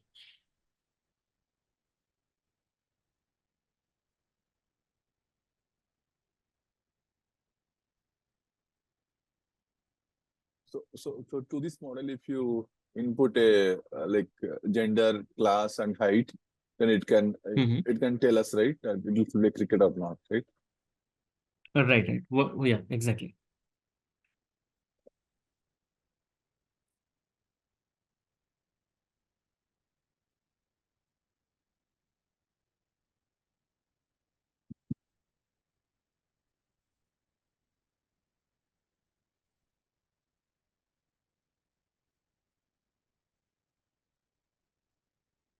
There is no way to iterate this thing, right, through data. Sorry. There is no way to iterate this thing, right, through data, like some small sample, how this this tree getting created. Like that we discussed, right? How this tree is getting created using Gini value. I got that one, but actually through like till the last node, actually, I think we have done. Yeah, that will be actually too much of a like manual work, not required, right? Like the logic is same everywhere. Okay. Now let's say look at the code once. So what do we have? We have given the class names. Like one is do not play cricket, one is play cricket. We set field equal to true. What is the meaning of that? Let's make field equal to false. See, now there will not be any color coding. Okay, so that is a benefit of field equal to true, field equal to false. Totally your choice. Then precision equal to 4. This is for, I believe, Gini value, if I'm not wrong. Let's say I said precision equal to 2. Yeah, this is for Gini value. I think you will not be able to see the difference as such. But till what decimal point you want to calculate the Gini value? Okay, I've said 4. Rounded equal to true means that these boxes that you see, right, this rectangle that you see, whether the corners of these boxes should be round or should it be like sharp edges. Like for example, it will make it false. Now it is not having round edges, it is having these sharp corners. So just the aesthetic changes, nothing much.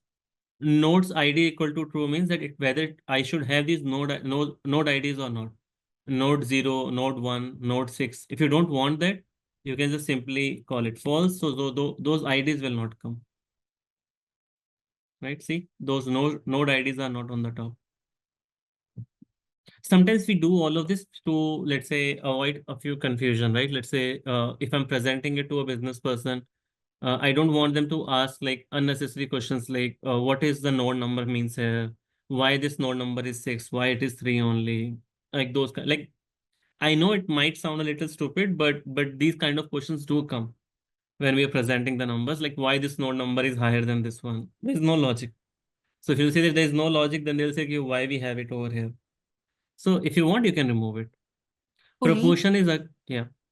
yeah, here node 7, it's 0.5, right? Then how we decided to stop it from further dividing based on the sample size? Because the first root node is also having Gini as 0.5. So in this node 7, in this particular case, how did it decide not to go further? Okay, good question. So we are talking about male, and also in male, I believe we are talking about height less than 0.5. So just 1 minute. Height, if it is more than 5.5 feet, then it is 1. Okay. So just 1 minute. Let me show you.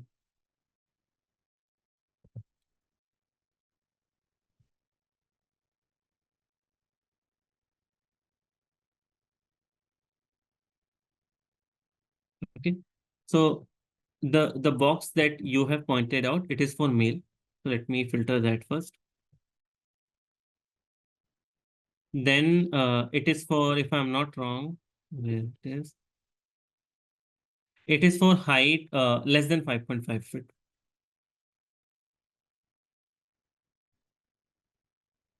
Height less than 5.5 feet.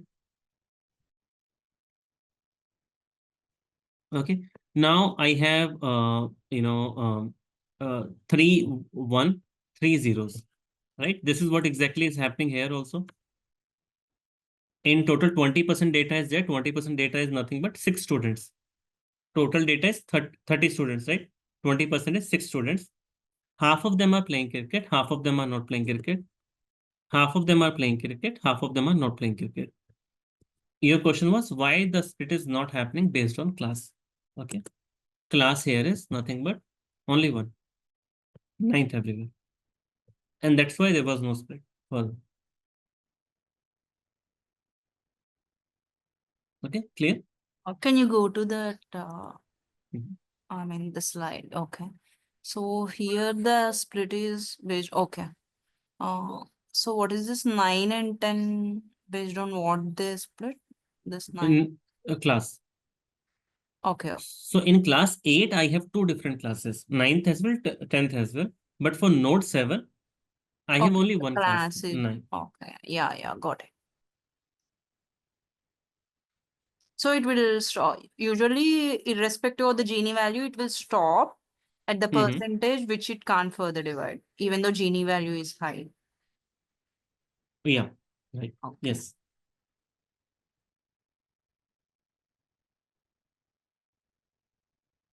Okay. After this, we will go to the next part. Here, I have added one more, thing which was not present earlier. That is max depth equal to 2. I have added one more constraint. What is the meaning of max depth equal to 2? 2? It will Eh, divide to two leaf nodes. No, not 2 leaf node, 2 levels. Yeah. The first level is considered level 0. Second one is considered level 1. And this third one is considered level 2. Okay. So when we say max depth equal to 2, it means that maximum I want to split this tree to only second depth. This is first step. This is second. Okay, always remember this part because a lot of people assume that it's starting from 1, 2, and 3. So the split should happen only till here. No, this is the first split and this is the second level of split. Okay, so in total, how many splits are happening? 2 splits are happening. So max depth is equal to 2. It is telling me maximum you can do 2. Minimum you can do less than that as well. Okay, but maximum possible is 2.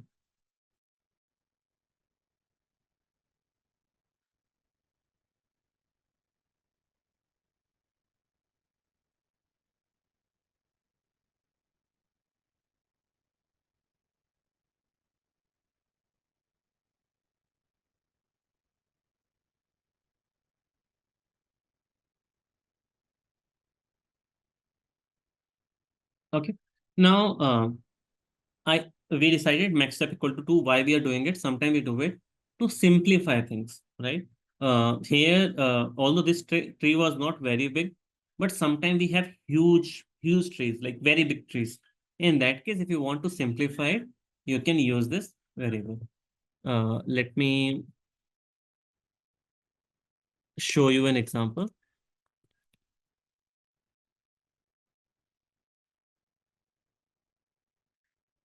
I'm pretty sure there will be some example. There should be some example where we have a very big tree.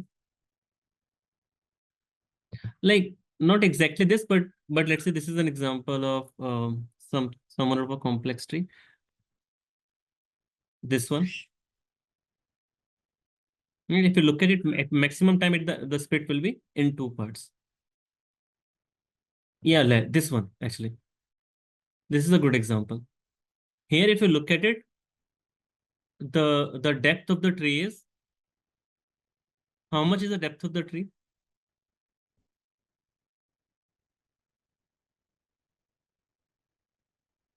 What is the depth of this tree?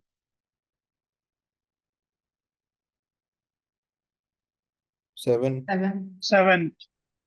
7. Okay. So let's say this one is 0. This is 1. This is 2, 3, 4, 5. This is 5, 6 and 7. So the depth of the tree is 7. So if I want to simplify it, okay, what I can do is I can put a constraint that the max depth should be equal to, let's say, 3. Then what will happen? this level will come, this level will come, this level will come, right? That's it. After this, there will not be any split. Okay, so it is for simplification. But the model will be inaccurate, right, with the less split. Good question, Deepak. Yes, and I would say most of the cases, 70-80% of the cases, you are right, that model will be less efficient. But this is also sometimes we do to make sure that the model is more generic also. What do I mean by that? Sometimes, like if you look at the tree that we have created,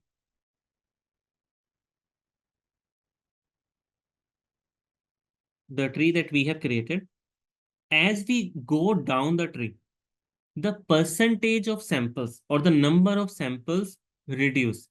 Here we had like 100% samples were there. Then the samples became 67% and 33%. We went one level down. The samples became 16%, 16%, 20%, 46%. We went one level down. It became 6.7%, 10%, 10%, 36%. So as you go down the tree, the percentage of samples reduce, which makes sense, right? Because we are splitting the data. Okay. Now imagine if I will keep on splitting it, if I had a lot of variables and I will keep on splitting it, it is possible that I might end up in buckets where there is only 1 or 2 customers. Right? When you have only 1 or 2 customers, that is not a very generic decision. To generalize something, right? Let's say if you are an alien, you're coming to Earth. If you look at a male and you look at a female, can you just simply say that the male are taller as compared to female? No, right? Because you have very few observations, right? To generalize everything, I need to have significant number of data points. Okay. So as you go down the tree, the number of data point or percentage of data points reduce. And sometimes we don't want that. We don't want that our leaves will have only 5 customers, 10 customers, 3 customers. That should not happen. I want significant number of customers in each leaf. There, what we can do is we can put a constraint and we can say that the total number of samples should be, the depth of the tree should be at least this much. Clear? So it will be like overfitting, like if you make lots of very nice, very nice. Yeah, exactly. If you will make the tree till the last point, there is a chance that it will overfit. It will not generalize. So how then what should be the how we decide that what should be the length of the or depth of the tree or anything? Actually, again, it's the iterative process. Okay. Okay, we can try out different things, different things, and there are automated ways of doing it as well, which we will discuss. Like as we will go more down the line, we will discuss more machine learning techniques. I will show you that there's something called grid search CV, right? Okay. We will be using it most probably in the next class. Whenever you want to do a lot of iterations, right? Let's say, for example, I want to try out what will happen if I will keep the decision depth 2, 3, 4, 5. How my accuracy will change? Okay, both for training data and for test data. Then I can try out multiple things. Instead of manually changing it every time, I can pass it as a parameter and kind of run a for loop. Okay, that is something we do using grid search CV that we will see most probably in the next class. Can you iterate this node through Excel like we are doing for one node, say node 7, like to get more like context? Sorry, you're asking if I can split it further? Like No, I'm saying like the splits happen in the algorithm, but can you do it through Excel, the like to the nodes, how it got splits? Like we have this, like the node, right? Like it got 50%, then this criteria, like can you get each node through Excel also? Excel also you can do, right? This splitting. This fitting, I didn't understand it. Sorry. I'm saying like what happened in node 1, can I do that in Excel? Like Yeah, why Yeah. not? Let's say this thing, right? Yeah. Here we decided that based on the Gini value, I want to split it, right? Yeah. How many data points that I had? I had 30 data points. So what percentage of data is present here? 100% as of now, Yes. right? Yes. How many people play cricket in this in the first bucket? If you look at it, 15 play cricket, 15 do not play cricket. So Yes. 50%. So I can easily calculate that for the node 0, I have 100% data, 50% play cricket, 50% do not play cricket, Okay. right? For the second node, let's say for male, I Okay. know that I have 66% data. I can calculate it easily here. How many data points I have? I have 20 data points, right? Total number of data points are how many? 30. So 20 divided by 30, 66%. This one, Yes. right? Yeah. Out of which 35% play cricket, 65%, sorry, 35% do not play cricket, 65% play cricket. How can we calculate that? Very easy again. 7 divided by 20, Yes. right? So 35% do not play cricket, 65. So we can calculate for each node. Okay. Okay. Now, because we are on this topic that we decided that we can have maximum depth equal to 2 or 3 or 4, right? And based on that, we can cut the tree. Okay. This is called pruning of the trees, right? Like if I'll just simply Google pruning of trees, let's see what image we will get.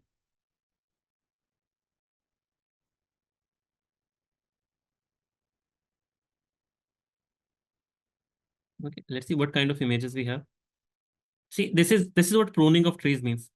Cutting unnecessary branches. Right? So this using the same context, when we say pruning of decision trees, it means that reducing unnecessary branches in it. Okay, cutting unnecessary branches is called pruning of trees. What are the different methods of pruning of trees? I believe one we have already discussed. What was that? Depth. Max depth, right? Yeah. Yeah. This one. The maximum depth we can decide. Let me mark it. I can decide what should be the maximum depth of the tree. The other thing that I can decide is min sample split. What is a min sample split means? Min sample split means that a decision node can only split further when there is at least this much minimum samples which are present in the node. If I will say, let me create a tree first. Let me put different parameters and see how the tree will change. There are 3 parameters. One is max depth.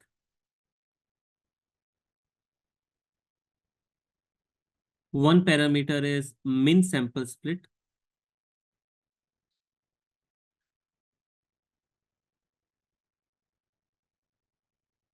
One is min sample leaf.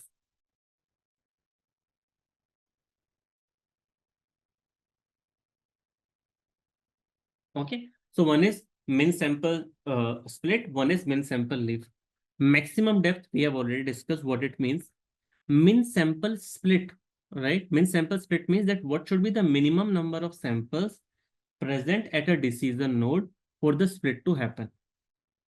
And similarly, min sample leaf means what should be the minimum number of samples which should be present in a leaf. Okay, let's try to understand it through different examples.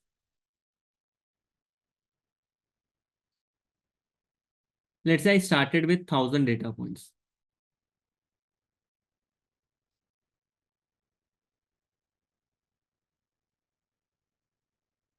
Okay, here I got maybe 800. Here I got 200. Then I further splitted it.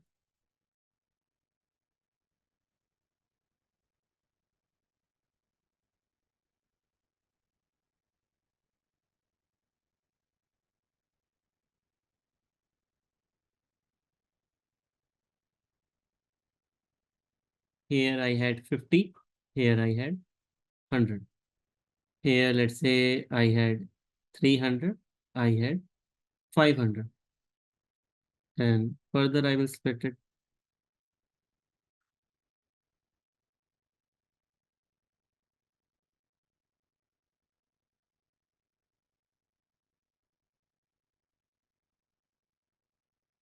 Shouldn't it be 150, Puneet? Just checking. Splitting 200, 50 and 150. Right, you're right. This should be 150. Okay, so this 300 maybe will get splitted further. 100, 200 is 500, maybe 200, 300. This 50 maybe 10, 40, 50, 100. Like as you see, as we go down the tree, what happens? The number of samples in each row start reducing.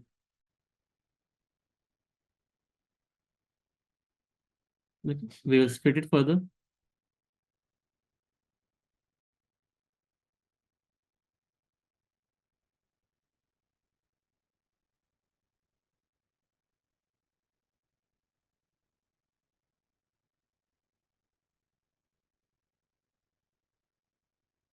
And maybe let's say like this. 20, 80, let's say 100, 200, 100, 100, and let's say 30, 70, something like this is there. Okay. Someone, let's say, created a criteria and said max depth should be 3, min sample split should be 200, min sample leaf should be, let's say, 50. Let's say these 3 criteria is there.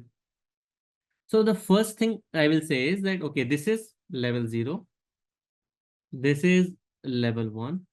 This is level 2, level 3, and level 4. So the maximum depth equal to 3 says that remove all the ones where the depth is more than 3. So this will go, this will go, all of these will go. These will not get created. So first criteria is now fulfilled. Now the next criteria is min sample split should be 200. For a split to happen, there should be at least 200 rows which should be there. Here, everywhere the rows are more than 200, like this is also included, except this one. Here, when the split is happening, okay, the split, this node had only 50 data points. There should be at least 200 data points there for the split to happen. So these two will not come. Third is minimum sample leaf should be 50. Okay, let's say just to show you one more example. Just 1 minute. But 50 and 150 should also go, right, at level 2 when we say minimum sample split is 200. Sure, just 1 minute. So when I said that min sample split should be at least 200, means that it should be at least greater than equal to 200. Okay, so greater than equal to 200, so this split will happen, but this split will not happen. This split will not happen. So these two will not come. So now this one is also done. Oh, we need to check like after the split, not before the split. Yes. Yeah, so that's why that 50 and 150 remained in level 2.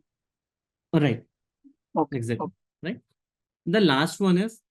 And even 50 and 100 will not be there, no? That 150 also like not splitted, right? Very nice. Very nice, actually. Yes, very nice. Sorry. These 4 will not be there. Okay. Now the next one is min sample leaf should be. Oh, okay, I forgot to add the number there. At least 55. Okay, so there should be at least 55 samples should be there for in the leaf. If in the leaf there are not 55 samples, then I don't want that leaf. In this leaf there are 50 samples, so I don't want this leaf.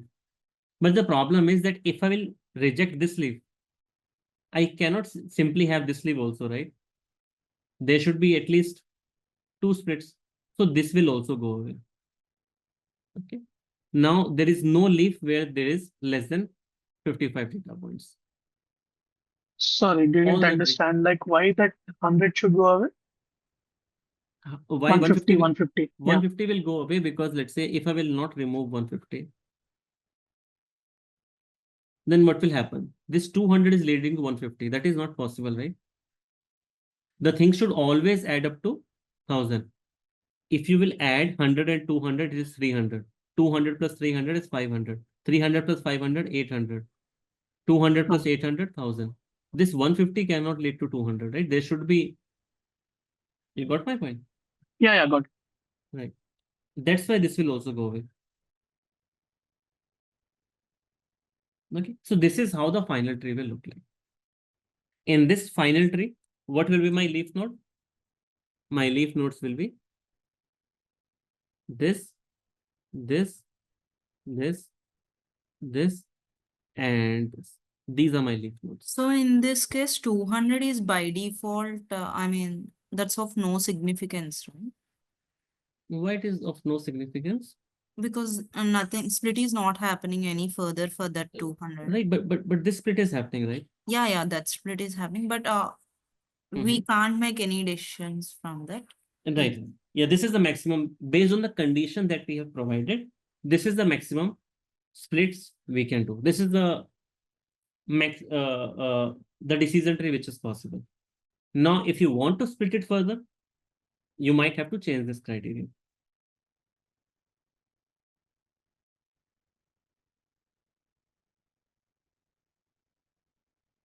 Okay, clear? Right. So this tree will get simplified to this.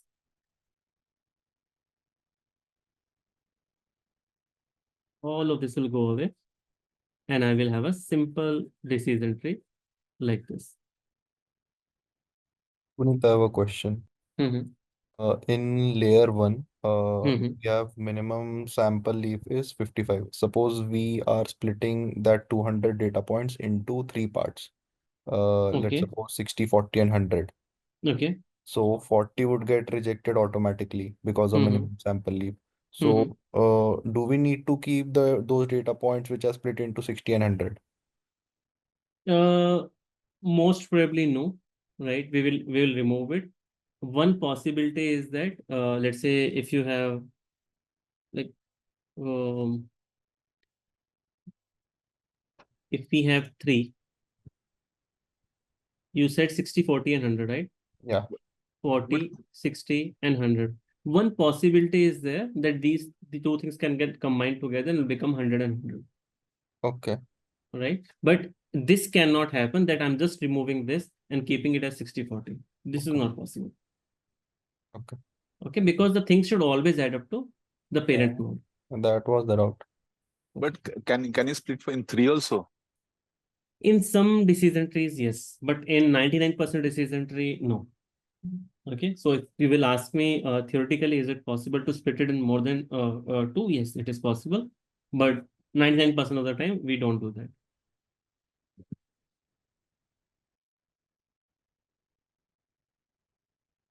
Okay, that's why if you'll Google, you will just find trees where the split is happening in 2. Even if I want to split it further, no, just imagine there were 3 classes, class 9th, 10th, and 11th, right? This is the 3 splits that I want. This is for class 9th. This is for class 10th. And this is for class 11th. This is what I want. So people, instead of having it like these 3 splits, the people do it this way.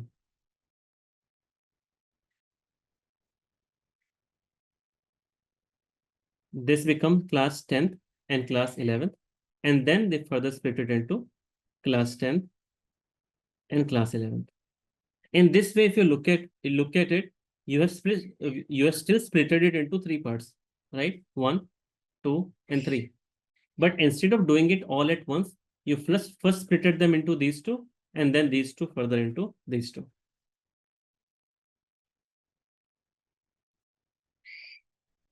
Okay, clear? Makes sense?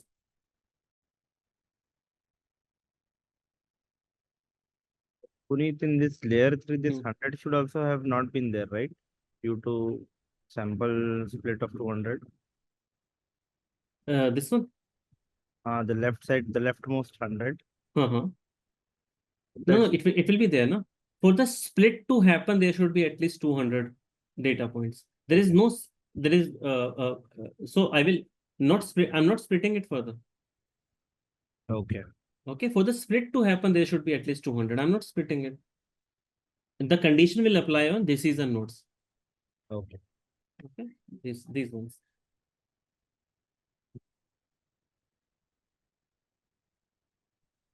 Okay. Stevie, you have asked that we have these 3 parameters. Can we just choose one? Yes, we can choose any one. We can choose max depth and totally ignore min sample split and min sample lift, or you can keep min sample split, ignore the other 2, or you can pick any 2. All the permutation combination you can use. In the code, where you use this min sample split and min sample lift in the model?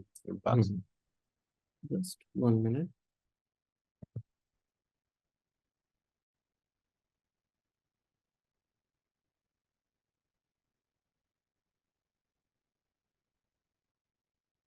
I'll show you.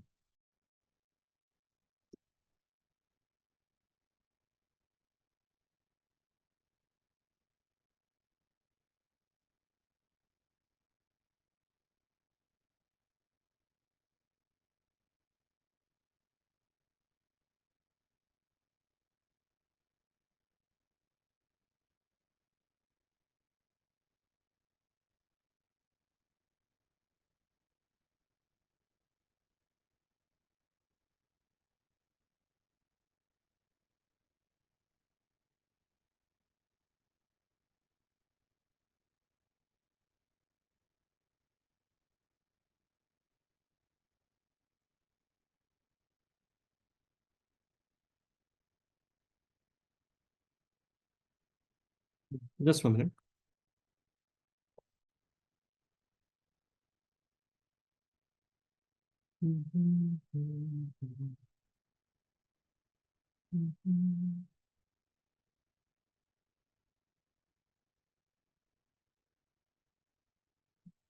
Right, I think it will come here. So it will come here, min sample. Yeah, see, we have both the parameters, min sample leaf as well, min sample split as well. So while declaring the model itself, you can add it. I believe for max depth also we will have it here. Yeah, for max depth we'll also have. Yeah. Right, so you can define max depth equal to 3, min sample leaf should be equal to, let's say, 5. Like those kind of a thing you can define there. Cool.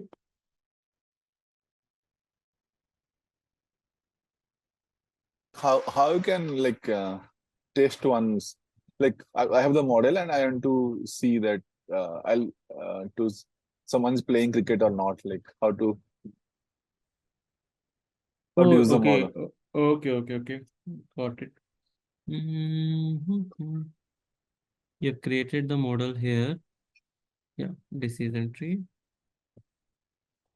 Okay, I'm now just thinking that I have not split it into test and train, right?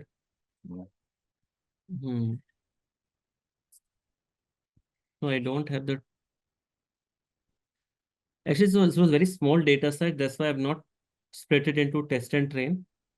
Yeah, but let's say if we will split it, then everywhere the function is always dot predict. Okay. Okay, I can share that code with you. What I can do is maybe after this, like we will keep the whole code as it is. After this, what I can do is I can split the data set into, let's say 80-20. So 80 will be what, 36, sorry, 80 will be what, 24 rows, right? Okay. And 6 will be my test rows. So I can show you how the prediction are made for those 6 rows. Yeah. Okay, that I can, I will add and I will share.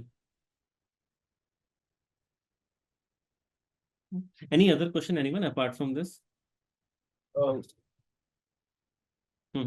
In job, like this model creation is the one part, but do you spend lots of time like figuring out the right parameters and like I'm saying that the EDA is one part I found like that's very important, but when you use a model, so like how do you like spend time, like most of the time like playing with this argument, which is the correct argument and which can give us maximum. I think I got it. The thing that you are saying is we call it parameter tuning. Okay. Right? Okay. So these are all parameters. The maximum depth, min sample length, min sample split are all are nothing but different parameters. Assuming you have already done the EDA part where we try to understand what is the relationship between each variable and the target variable. We try to get a feel of the data, right? How many male are there? How many female are there? In general, do male play more cricket or female play more cricket, right? Does height have any impact on people's sport preference or not? Let's say you have done all of that. That is part of EDA. Okay. Then you decided that these are the final variables with which I want to go for modeling. When you're going for modeling, yes, there can be a few parameters which you can change and your model will change. Let's say maximum depth. In this case, maximum depth, min sample split, min sample length is there.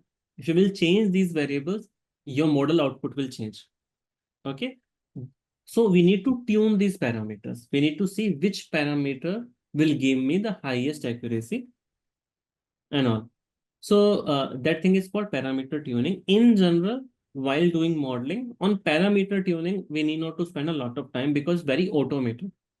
Okay. As I was explaining earlier that in the next class, I will be using this function called grid search CV. Okay. In grid search CV, what I will do is all the values that I want to try out. Let's say for maximum depth, I want to try out 1, 2, 3, 4, 5, these values. For min sample split, I want to try out 10, 20, 30, 40, 50. And let's say for min sample leaf, I want to try out 5, 10, 15, 20.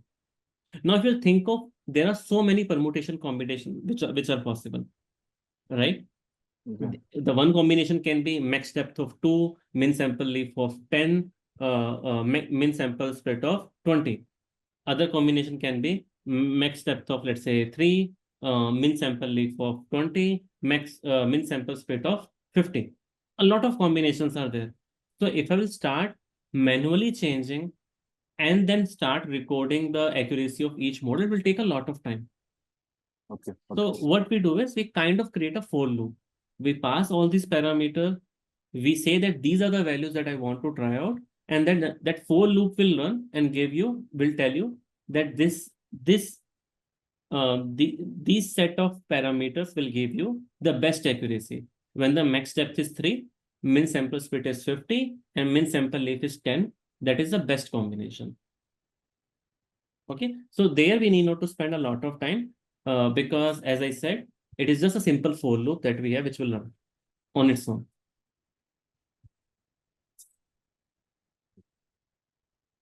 So the same can be applied in linear and logistic also. For looping? No, the grid search CV you told, right?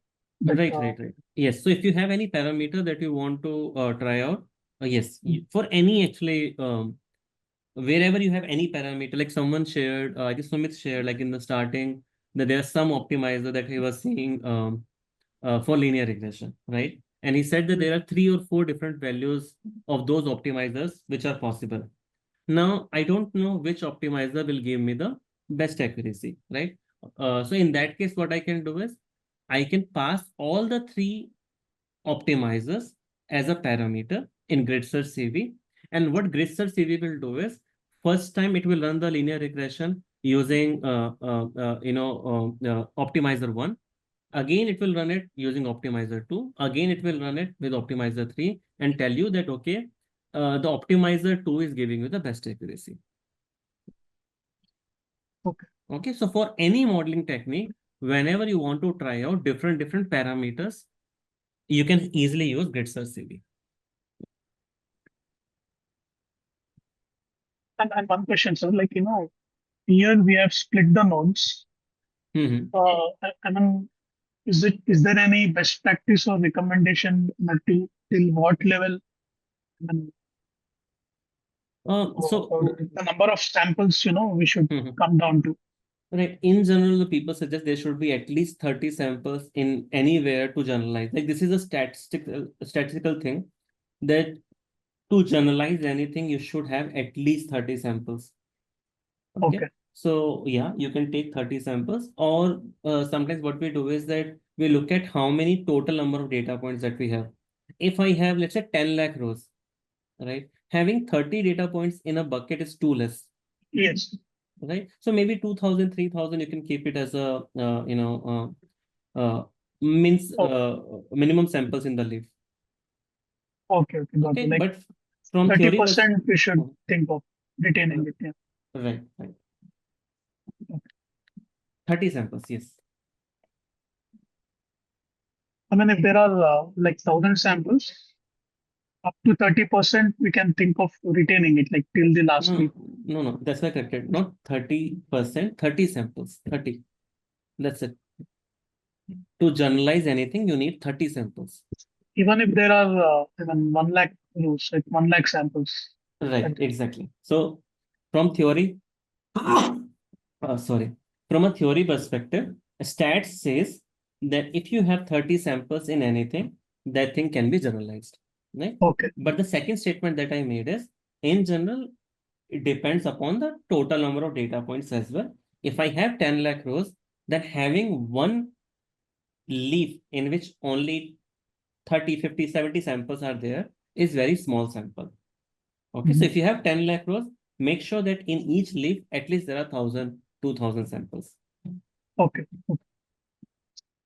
Okay, but so there is no limit on what should be the minimum number of samples should be there in a leaf.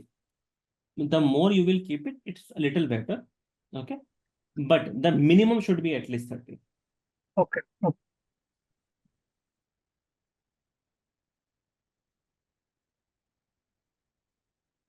Okay, cool. That's all. Yeah. Decision tree will come under classification or regression? We can do both classification and regression using decision tree. I will again, this is something that I will explain a little later.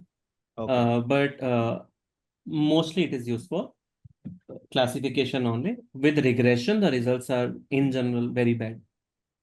Okay. Okay, so it's in general considered only for classification, but theoretically we can also use it for regression. Okay, thank you.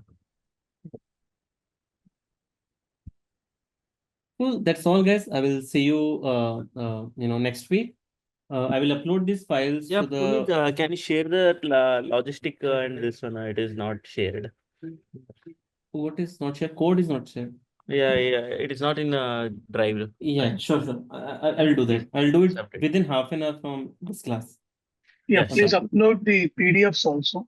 PDFs share on the Excel whichever you shared. Okay. Sure.